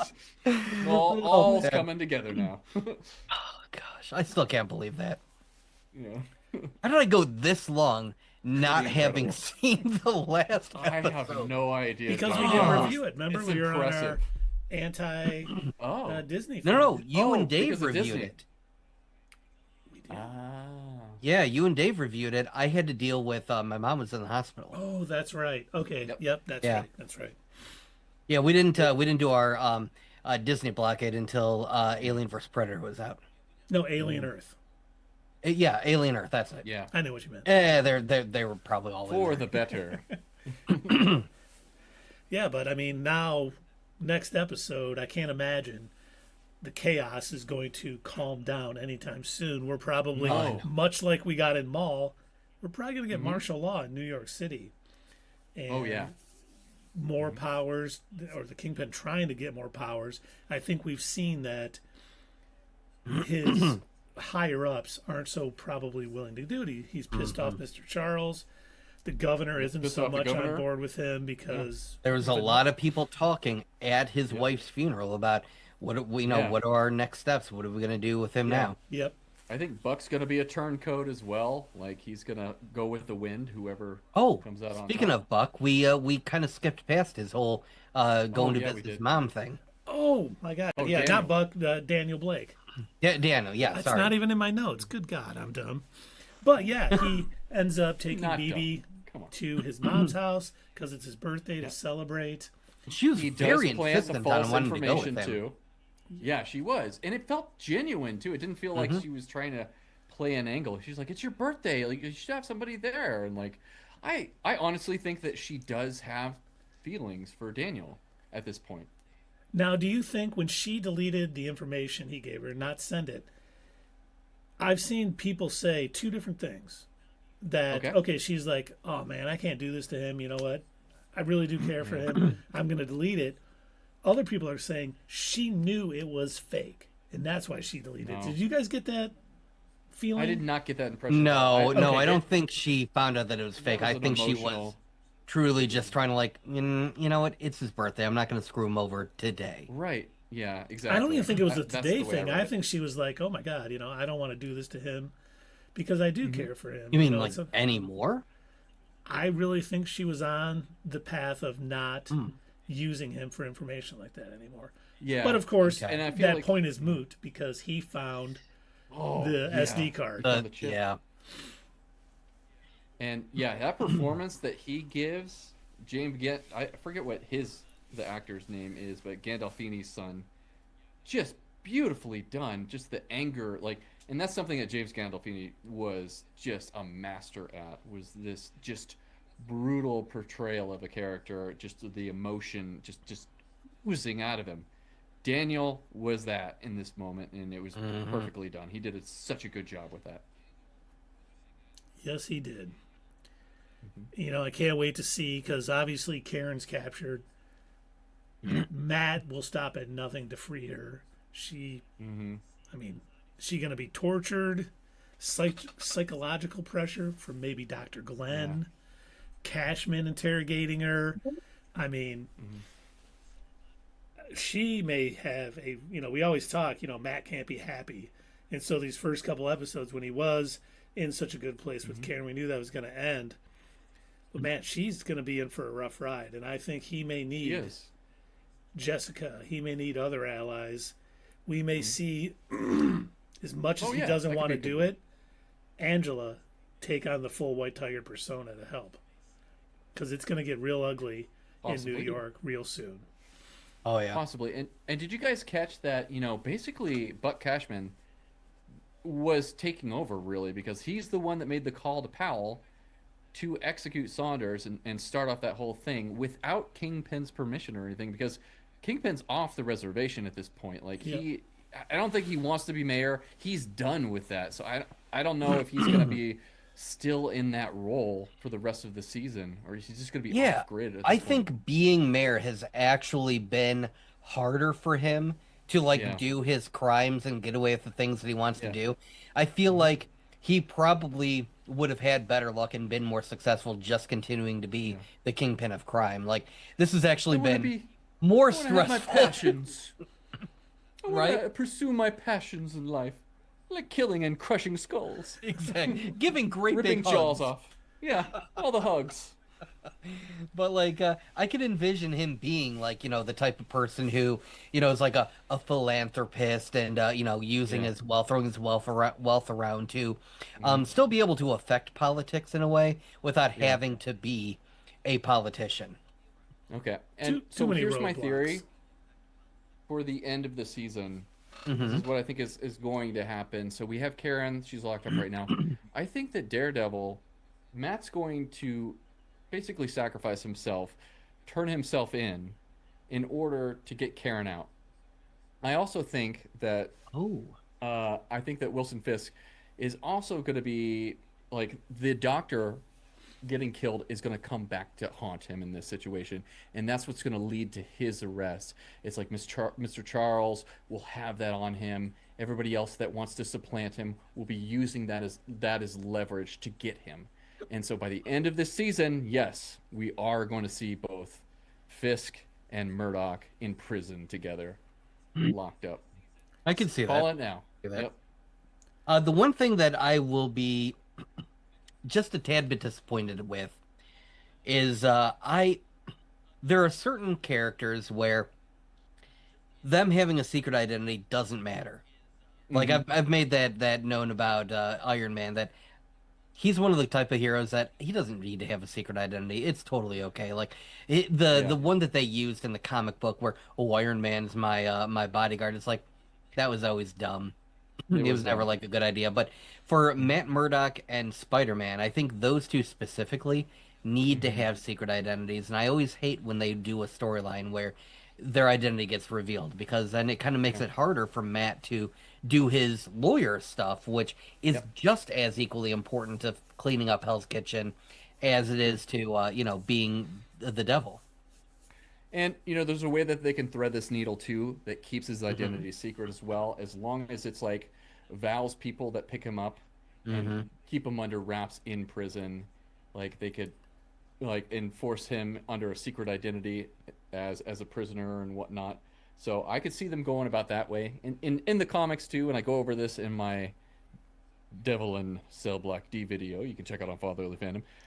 That in that storyline they do reveal that Matt Murdock is Daredevil, and so he's just in Gen Pop, and everybody knows who he is, and he has to battle all these people while in Now, prison. I don't think it was in Devil and Cell Block D, but at one point, when Matt Murdock was not Daredeviling, Not Daredevil. someone took his place as Daredevil. Iron Fist. Oh yeah, I that wonder wasn't that, if- but I have seen. I wonder if we will see That would be sweet. Matt Murdock's in jail. People are questioning whether he's Daredevil or not, but Daredevil is Dude. still continuing to Still patrol the continuing. cities, and he has a glowing fist. I think Like that that would yeah. Somehow he has glowing fists now. I could definitely see that, and I could almost see that being the evolution of Iron Fist's costume as well, because the Matt Murdock helmet is similar to Iron Fist yellow. I mean, it's you know, the wrap in there, but like he could paint that yellow eventually, and we get the classic looking Iron Fist in television or movies at that point. I hope so. Nice. I like that. That'd be great. It'd be, I be like interesting to see, yes. And now I have a question for you gentlemen, too, because I Okay. think it's going to happen. Preguntas But, aquí. and Dave's not here to reel me in. Nope. Then I will pump the line brakes is if cut. need be. Do you think Bullseye is going to end up helping Daredevil free Karen? I could see it. Yes, see it. I could, especially after we spoke about how balancing the I board like is it. just as important for him. And having Poindexter actually help and save Karen, who wanted to kill him, that would be beautiful storytelling right there. I like this. I am jumping on board. Nice. to Okay, this good. theory. Oh yeah, Love it. I could definitely say that because it wouldn't be the first time that a hero has teamed up with a villain or a former villain to Yep. for the greater good. They're both at odds with And- Fisk, so you could definitely see them going that way. And then my last little prediction for our good friend Bullseye. We know Val's reaching out to Supers Yeah. to join the team. Yep. Will she reach out to Bullseye? Oh, I could see that too. easily, yeah. That Yeah. may be how he stays out of jail and is basically continuing to. I was like, as soon as she said that about other people said yes, I'm like, Yep. oh, she's getting Bullseye. We're going to see him show up Yep. as some sort of, deputized Hawkeye version. superhero. Well, yeah, like the Hawkeye. He from would Dark he would never Avengers. go work for the Fisks again, right? I can't see him ever working Never. for Fisk. No. Neither can I. If they But do, Val, that will be definitely. They would have to do lots of splaining to get us to that point because there's Got no lots way of Fisk, explaining to do. no way Fisk is going to forgive him for what happened to Vanessa. He blames him. He blames Daredevil. That's We kill him on spot. Oh, he bumped his head and got amnesia of the past 2 years. Doug. Please don't ever go right for Marvel because they're going to Or he do gets that shot now. in the other eye. Okay, there is an MCU writer that's watching us right now. Like, shit, that's a good idea. Great idea. Fire. Damn, You we can haven't make out the the check to amnesia not card your in a status while. quo. Send that over to Michigan. So. Not your status quo and fatherly fandom. We both need those writer checks from the MCU. We do, but we're at least trying to get one check. So And part of the final part of my theory, when he is helping them, he is going to be the one that confronts Powell and kills him. And it won't be a pretty kill. Either that, or maybe Karen will. Oh, I didn't even think of that. yeah, Yeah, yeah, I could see Karen. She seems to have itchy trigger fingers. she knows does. he's not going to stop being this way unless we take him out. And wow, that Yeah. may happen. And you notice, Because like, she- in this episode too, she mentions once again Wesley. Like, it's still Yeah. bothering her. It's still haunting her. They've got to wrap that storyline up with the Kingpin's got to find out at some point. Yeah. We got to get a resolution to that. And I still like how she, what she said to Matt, and she was like, let me bear this for you. Yeah. Like Yeah. let me do this. I'll Yeah. I'll On take your on the behalf. guilt. Yep. She doesn't realize that it's more to like if he sees it, if he allows it to happen, if he knows that it happened on his watch and he could have stopped it, that's just as bad as if he would have Just pulled the as bad. trigger himself. So yeah, 100%. he might not want her. He might not like actively try to allow her, but yeah, I could see her, pulling the trigger on Powell or on anybody else from the Mhm. vigilante task force. Even on, I know probably they're not going to kill off Kingpin, in this, but I could even see her attempting to shoot him too. Yeah. Yep. We made How it. crazy would that be for Daredevil to team up with Bullseye multiple times and then be at odds with Karen? Yeah. Yeah. Yeah. That could definitely happen. Hmm. Which I don't think will last because we know that Karen is coming back for season 3 as well. And I think she's going to be on the outside trying to get Matt Murdock out of prison, working with whatever she can to figure that out. Well, she knows too low. Oh, I know. Wah, wah, wah. But Kirsten's there. So, very true. Who we haven't seen in a couple episodes, but yeah, she could definitely use right? her. Because I honestly was thinking about this too.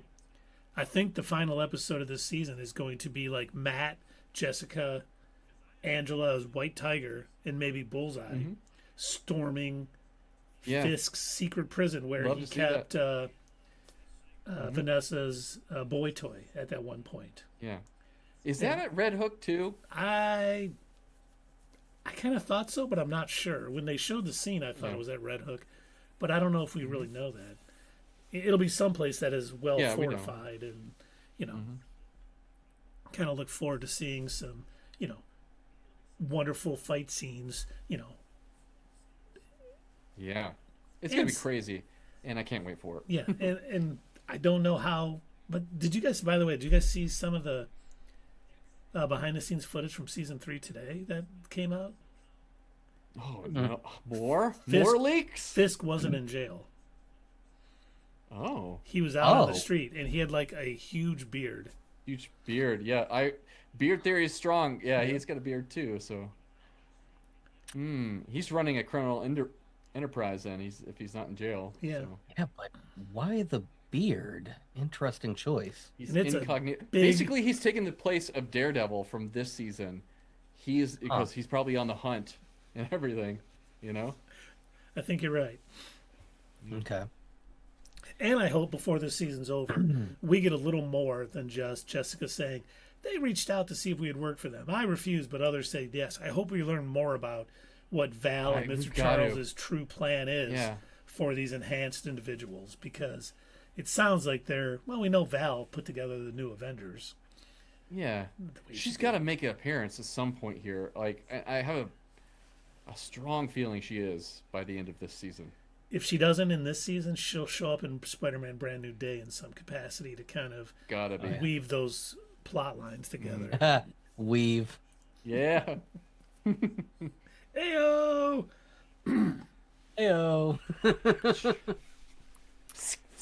And then I still, I go back and forth with this. I think the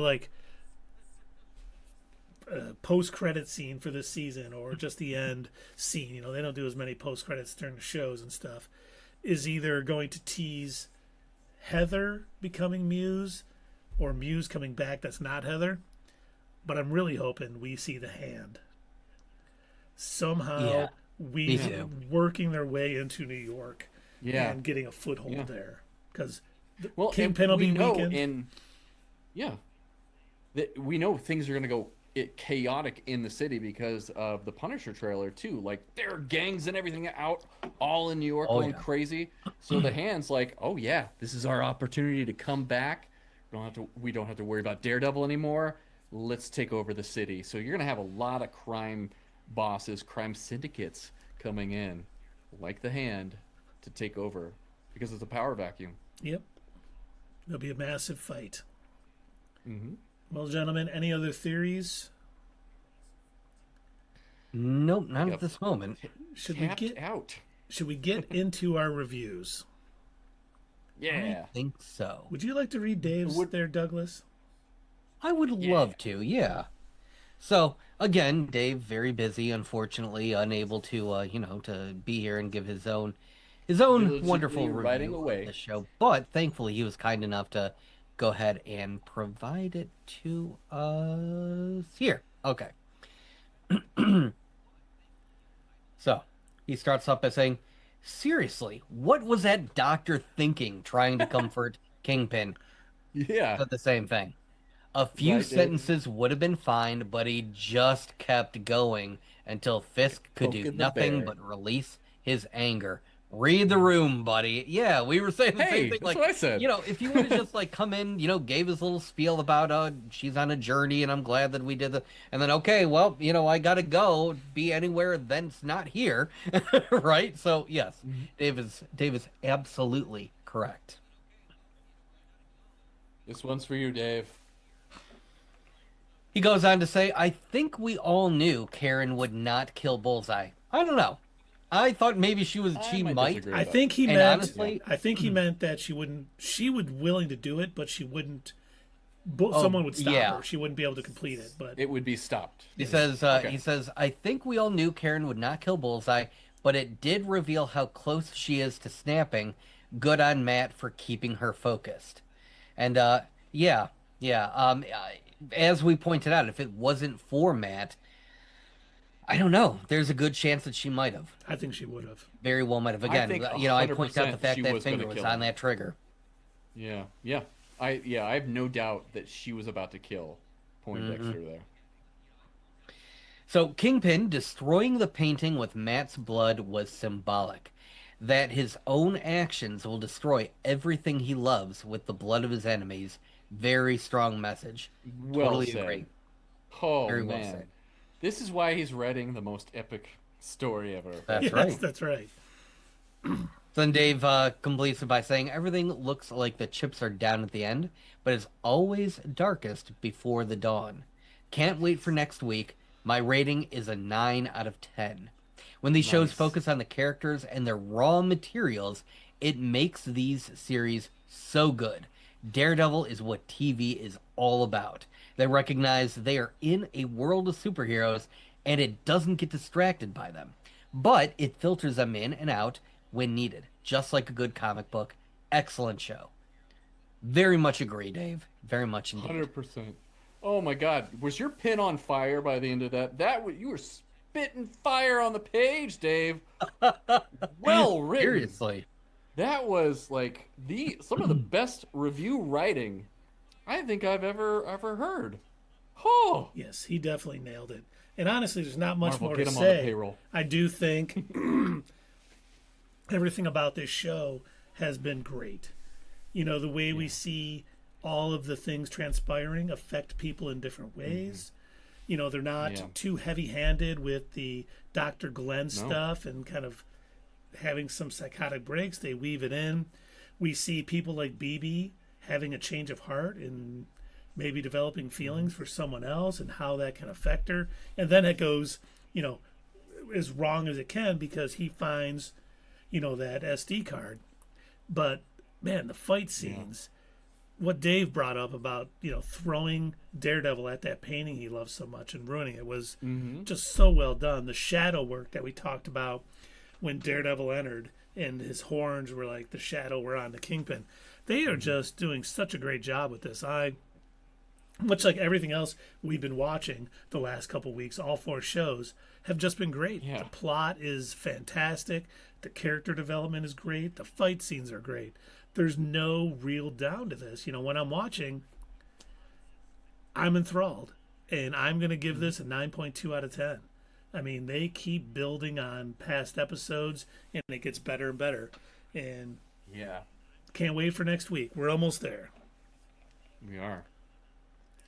Yeah, I don't know that there's much more that I can add to what we've already said because our breakdown of this episode is why it is so good. I will say the only minor thing that really kind of bugged me about it, I'd say, other than the things that you guys cleared up, was Karen's obvious stupid costume that she thought was going to totally Yeah. which I suppose Make in normal justification. Marvel TV shows and movies, it might have worked. But again, wear a baseball cap. That was what she was missing. But no, other than that, everything was done so well. When you guys pointed out the shadow work that was being done, like just with the lighting and that fight between him and Kingpin. I mean, everything about this, from the interaction between BB and Daniel, just trying to like figure out what's going to happen. Are they going to, is he going to decide maybe I need to, dig a hole for her next, or Hmm. like just trying to figure out what is she going to do? Is she going to actually report on that? Is she going to give herself away because we know that that's a trap? So, and there was just so much suspense throughout this episode, wondering what's going to happen next. The only thing that I knew for a fact was going to happen was in the beginning that doctor. Yeah, As soon as he opened his mouth, and then yeah, he continued to run his mouth. Like, I agree with what Dave said in his review. Just like say your piece and get out of there. But it was like yeah. Kingpin wasn't responding to him, so Hmm. he just kept saying more and more until he's like, "Want you want a hug?" I'm like, "Oh no, I already know where this is going. Well, I know this is how this is gonna end." And then of course, he's motions for his guy to go ahead and oh God, come clean this up, and it's like this is just a Tuesday. This happens so often. Yep, all right, got another body. Yeah. But yes, this was an incredible show, an incredible episode. I cannot wait for the next one.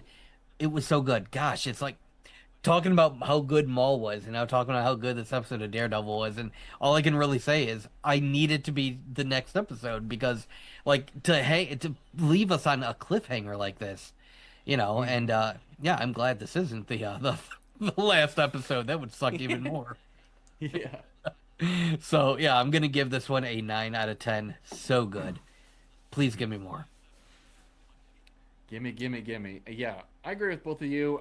Yeah, and Dave's amazing review as well. Like, this show just keeps delivering on all cylinders. And the idea of these two opposing forces, especially like the whole premise of this episode and probably the whole season or the show as a whole, is the idea of these two individuals that are trying to make their mark in this city, either for Hmm. the good or for the bad or for the powerful as well. But ultimately, they they are stuck in this loop together.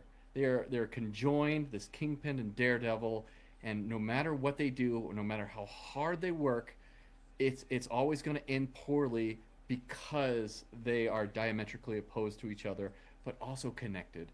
And it was beautifully done at the. I love that speech that Matt Murdock made towards Kingpin, and he's like, "We are the problem. We both need to leave New York. We need to get out of here because we're just going to make things worse. Because I'm not going to stop. I don't know how to stop. I don't want to stop, and I know that you can't stop either. It's that yeah, immovable force meets or immovable object meets an unstoppable force. That Uh, play out that we've seen so many times, but beautifully done in this episode. And it just like the symbolism, the music, the story, it just keeps getting better and better. And I said this last week, and this episode reinforces the idea that this has gone beyond the Netflix series that I loved so much. And so for all those reasons, I've got to give this a 9.5 out of 10. And I very much look forward to next season with this finale in hand. And so it's It's going to be a lot great. of fun that we have to wait so long, though, for the Well, it's next great that they're episode. filming it now, so we know with the Yeah. wait won't be, you know, Too 6 years or unbearable. two Yeah. years or 2.5 years or something crazy like that. It's coming That's right.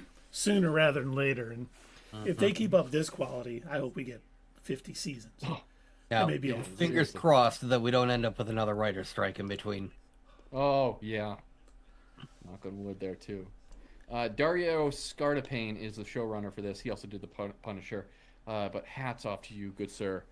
You are doing the Lord's work with this. I am so glad that you took over the show last season because Mhm. this is exactly what we needed for Daredevil. This is exactly what we needed for Marvel in the television era. So it can't say enough good things about it.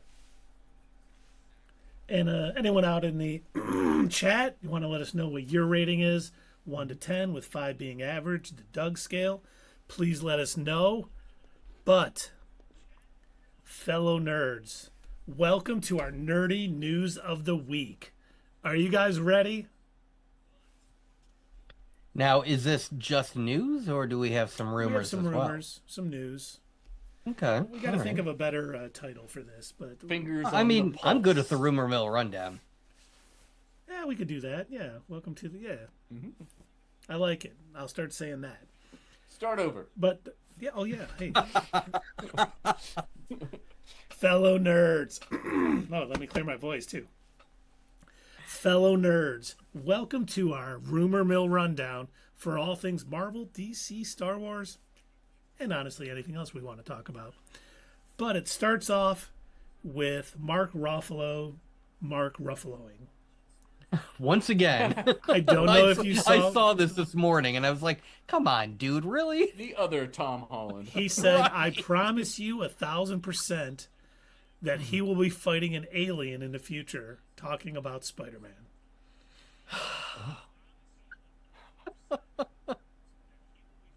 1,000%. So yeah, sounds like Venom is The coming studio. to the Yeah. Right? I mean, coming come to on. the MCU. Yeah. We Okay. all knew it was coming. We saw the post-credit scene where a little bit was left there. Well, and as we know, all post-credit scenes always, play out. Always And, play they're out. important, and Always. they Yeah. predict what the next, movie is going to be about. So yeah. Yeah. That said, how amazing would it be to see Hulk on film fighting Venom? I would love it. hmm I You would know be what down I for that. actually, I really hope that they do, and this is something that I think has gotten away from the portrayal of Venom on the screen. Mhm. I hope they go back to Venom is like a scorned ex, Yeah. because that's in my opinion that's like the best I interpretation miss of you, Venom. Peter. Where like seriously he only connects with Eddie Brock because he's jealous of Peter and he wants Peter back. And we've actually seen this in the comics a couple of times, and I believe even in the animated series from the 90s, where Yeah. the minute that Peter says, "Sure, I'll take you back," he leaves Eddie Brock like that. Yeah.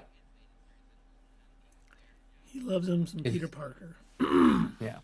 So Don't we all? all that to say is, thank you, Mark Ruffalo, for telling us what we pretty much knew was going to happen. But I hope Disney Marvel does take this opportunity to, tell a slightly better version of the Venom story than what Sony kind of pooped out.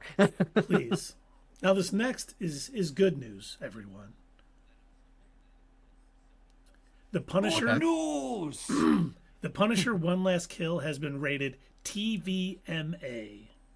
Oh, perfect. Oh, I mean, obviously, that's Yeah. we knew that was Yeah. going to happen. If it would have been anything else, we were marching at dawn, kids. I mean, Yes. again, Dog. not to keep raging on Venom, but like that should have been rated R, and instead Sony decided to play it safe and go, "You mean PG-13?" Right, so all the beheadings are going to happen off screen. Yeah, you cannot do Punisher the correct way unless it's TVMA or No. rated R. So yeah, thank you. Definitely. Thank you for common sense. I'm assuming that they needed 3 Deadpool movies to figure this out. Yes, I think you're right. Now, we have some more reported details on the MCU's X-Men movie. Okay. This is from Alex Perez over at the Cosmic Circus. The original 5 X-Men will be the main team, which is Cyclops, Good. Beast, Jean Grey, Iceman, and Angel, Okay. with 3 other love it. members. Well, Wolverine's probably going to be one of them. No. According to this, Really? Wolverine will not be a part of the team. Okay. Yeah. Now, again, this is just a rumor, right? This is just a rumor. Nothing has been Okay. confirmed yet. So maybe Storm. I can't think of who else they would bring in. Colossus, maybe. As long as they give her, enough, because she has such an interesting backstory. As long as they give her enough screen time to properly portray it, then sure. And it will feature a younger cast that grows over time. Basically, a coming of age story, which is kind of what the original X-Men kind of had in the thing. And the lineup won't be as big as the one in X-Men 97. Well, okay, that's a given. I mean, X-Men 97 takes place after the X-Men are pretty well established, and to a point where, like, you know, Magneto already has his little island. This next one, Yeah, I would hope not. Ryan Reynolds has confirmed that his next Deadpool movie will put Deadpool in a supporting role. I don't think I'm ever going to center Deadpool again. He's a supporting character. He's a guy that's great in a group. So why is it a Deadpool movie? yeah, exactly. If he wants it to be a supporting role, then he can, you know, have Deadpool appear in like Doomsday, Secret Wars, any of these other Marvel movies. He doesn't need to make it a Deadpool movie if he sees it in a supporting role. That doesn't make sense. Oh, maybe it's going to be X-Force. That's what I think he's talking about. Okay, all right. Yeah. That would make sense. Well, then, is that really a Deadpool movie? No. But I think he meant not like the next Deadpool movie, but the next movie that Deadpool's in won't be a Deadpool movie. It'll be this. Then, yeah, that makes perfect sense. Yes.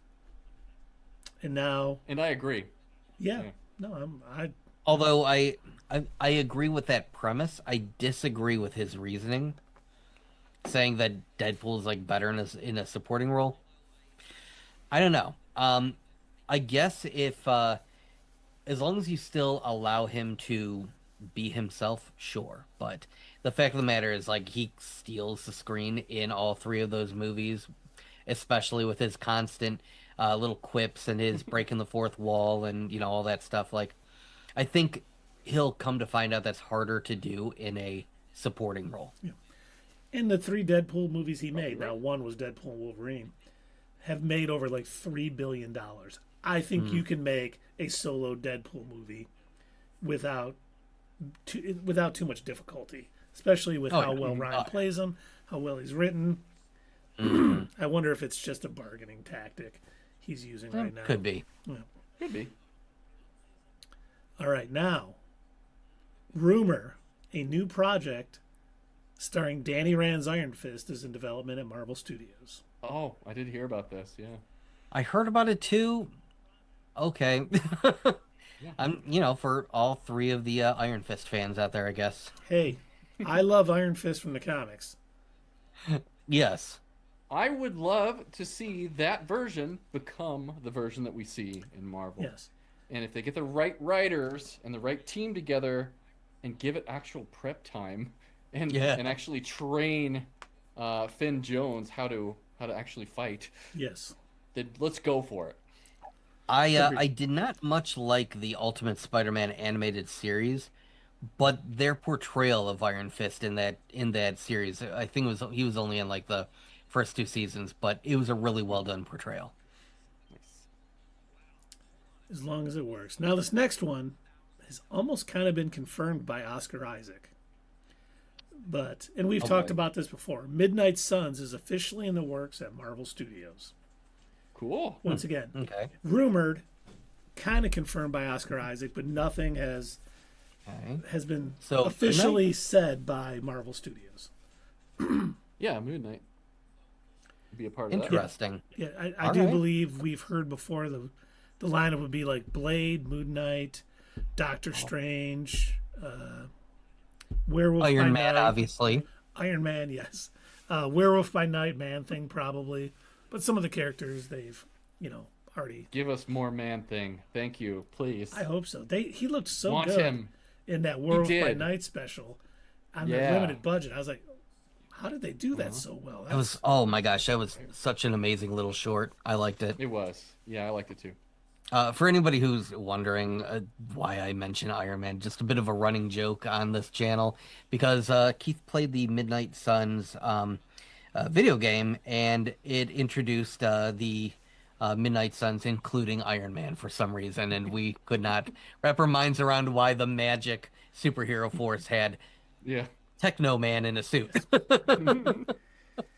It was a very odd choice. Because he wanted to be included. out of all the choices that they could have made. Now this next one, by Daniel RPK, rumored since he won't be in the X-Men movie, a solo Wolverine project is in development.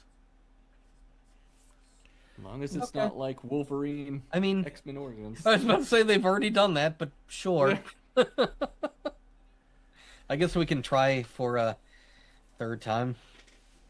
Hopefully get it right this time.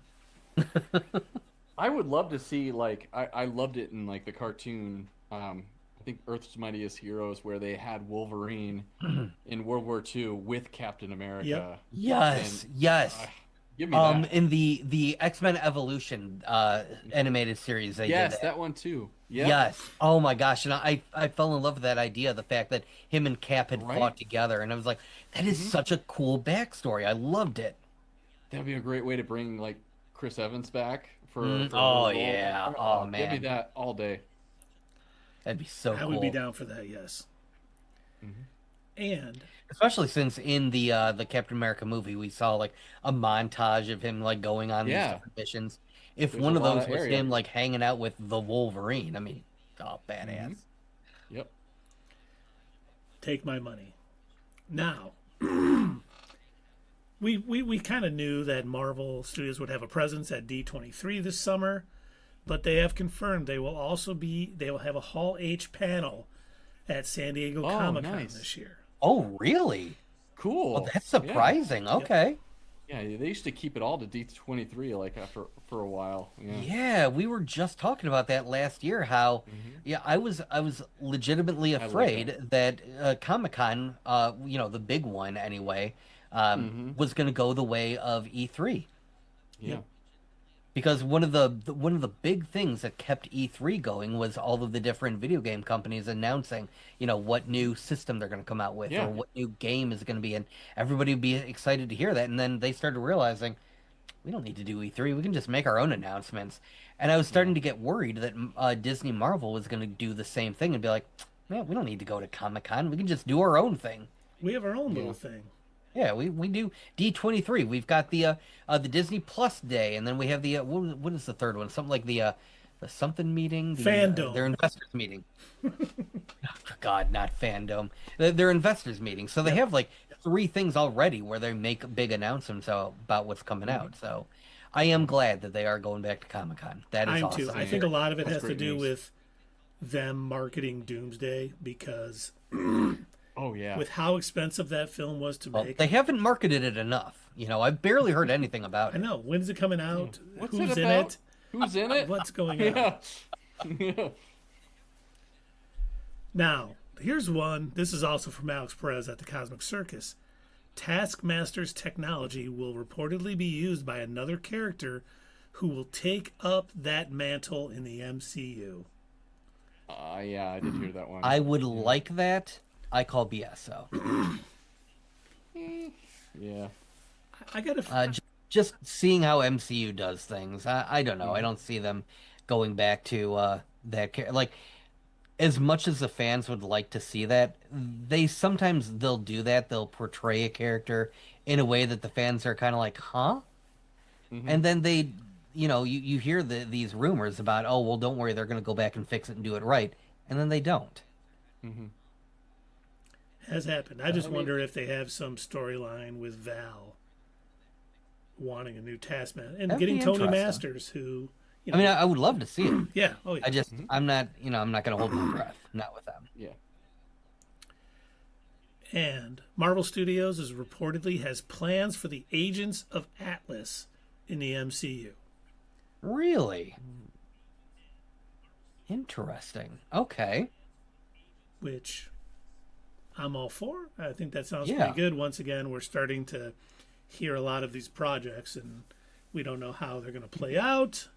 Nothing official has come. Maybe we'll get some more at Hall H this year, but Again, yeah, I know that I'm beating a dead horse here, but like I really wish Marvel would, maybe see what James Gunn is doing and be like, we really shouldn't be making all these grandiose announcements unless we actually have the semblance of a script written. well, just so you know, Doug, none of this was announced by Marvel Studios yet. I know it's all rumors. It's all rumors. I- So it's- I'm but hoping. still, like, I assume most of these rumor peddlers must be. I don't think they're pulling all of it out of their ass. I assume they're No. getting it from somewhere. And I wonder if a lot Either of it's it an is insider them, leak or something. Marvel saying, "Hey, release this little balloon and let's see how people Oh, respond." for sure. Positively, let's move it a little 100%. forward. Yep. Negatively, That's how we they weren't can test doing the that. waters. Yeah. Mm-hmm. But Good, I don't know. I completely. guess I'm tired of getting my hopes up for something that's never going to see the light of day. Trust me, I know, buddy. Let's talk about those there end for you, credit Doug. scenes. You want a fist hug? Exactly.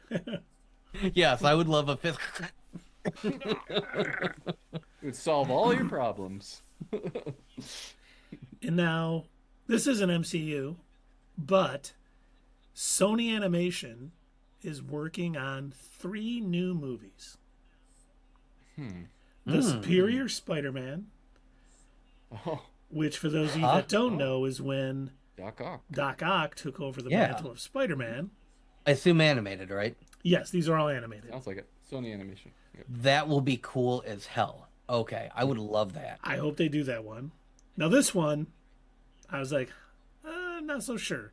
Scarlet Spider. Oh, huh. Which, if it Oh, spins out of the Into the Spider-Verse movies, maybe. Sure. But, yeah, I'm not sure. The next one I like, and I hope it's true. Spider-Woman.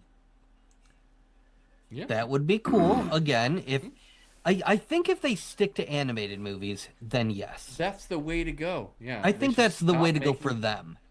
Yeah. Yes. The live action, not working Hasn't for been them. working. No. Nope. But yeah, their animation has been stellar when Yes. it comes to Spider-Man. And I am very much looking forward to what I assume is the final chapter of the Spider-Verse movies. Oh yeah. Mm-hmm. Me too. Next year. Cannot wait. I know. Can't wait. All right, that is all with Marvel Studios. Now we got some Star Wars tidbits. Ooh, okay.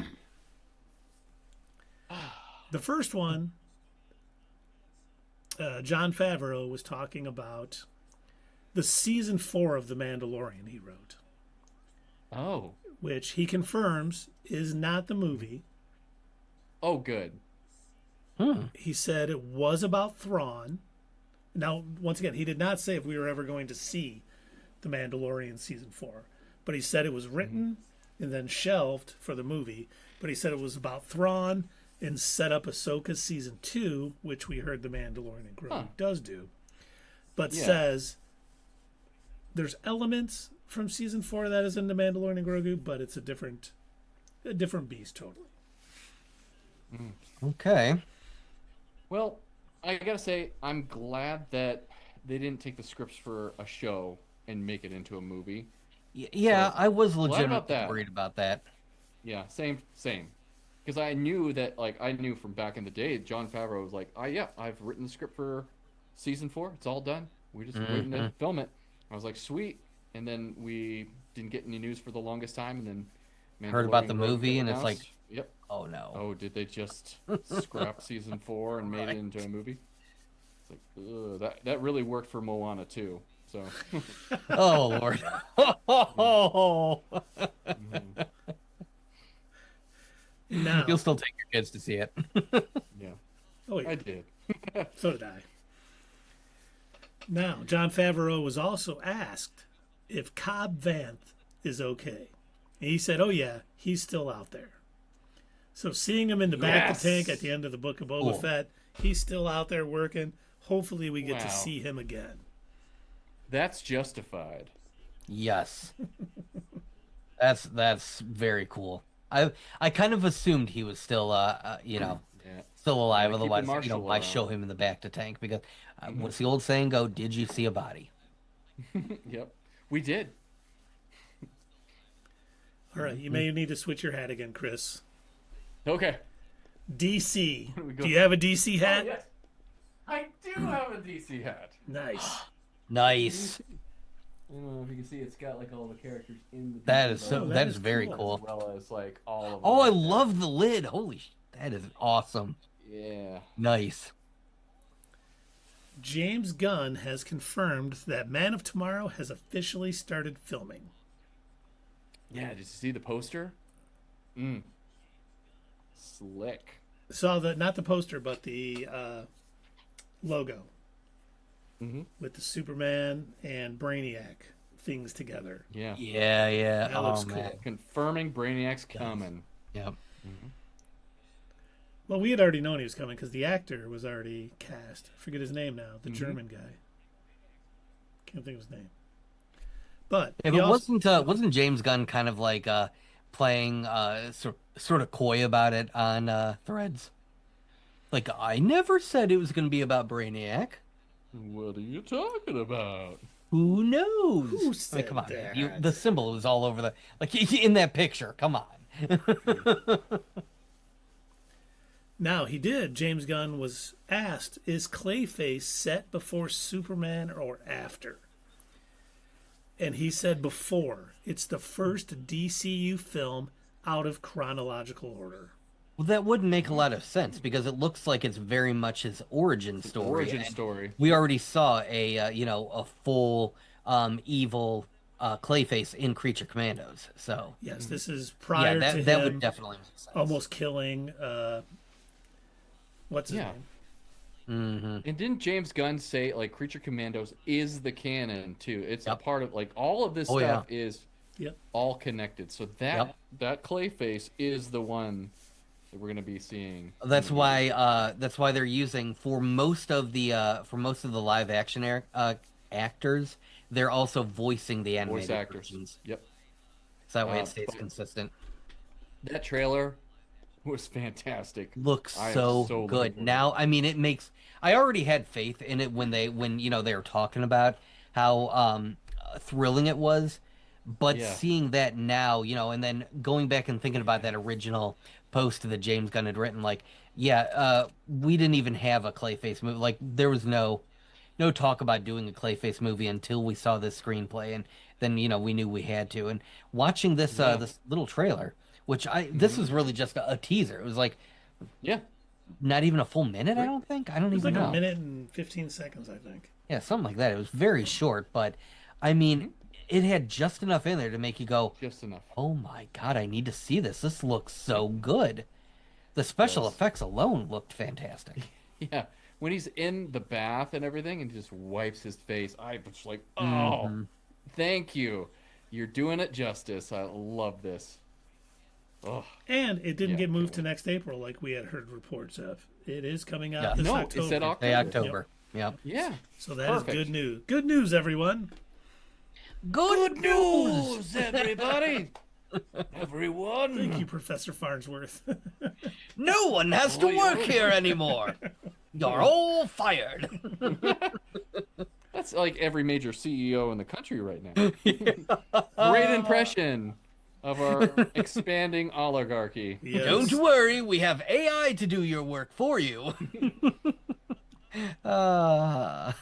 Yay. Yeah. But should we find somebody to raid, gentlemen? Oh, is that it for our rumors, news, and notes? That is it for our rumors, news, and notes. Sounds good. All right. Well, let's see. Taking a look at our Twitch list. Ooh, we've got a lot of people tonight. Let's see. We've got Nice. Jenna Loves Pizza playing Stardew Valley. We've got Bubble. I guess playing Prey or talking about Prey. I don't know. Playing Prey. Okay. And then we've got Sarah Jane playing Resident Evil 4. We've got Carmen playing Red Dead Redemption. Nice. And Fatherly Fandom just resubscribed for 31 months at Tier 1. Thank you, That Fatherly Fandom. We appreciate it. Nice. 39 months. Oh, yeah, 39 months. Dang. Sorry to undercut you there. Wow. Yeah. Nice. Well, how about Sarah Jane? Just got done talking about Clayface. How about Spooky for Spooky? Dig it. Sounds good. All right, nice. Can you dig Now, it? for those of you, fine folks out there wondering, what are these three nerds talking about? What do you mean raid? More football talk? No. Or the can of spray that you put on to get rid of the ants? No, this is just our way of kind of keeping the party going, so to speak. We're done with our stream, but, You don't want to leave Twitch just yet. So we're gonna go hang out with our fellow nerd Sarah Jane, who's playing Resident Evil 4, and take all of you fine Twitchers that are watching us on there along with us. But for all of you wonderful people on YouTube, we love you just as much, if not a little bit more, than those weird Twitchers. But if you love us just as much, make sure that you like the channel, like this video, subscribe to the channel if you haven't already. But most important, we want to hear from you. So, get in those comments down below. And as per usual, we'll see you next time, right here at Not Your Status Quo. Hey fellow nerds, I hope you enjoyed this video, and if you want to see more of this stuff, make sure that you check out our Twitch stream. We try to do these live Sunday or Monday nights, 8 p.m. Eastern Time. Keep an eye on our social media to find out when you can join in live and chat with us during these live streams. Also, as usual, don't forget to check out our other social media. Add us at Twitter, comment down below, and we'll see you next time right here on Not Your Status Quo.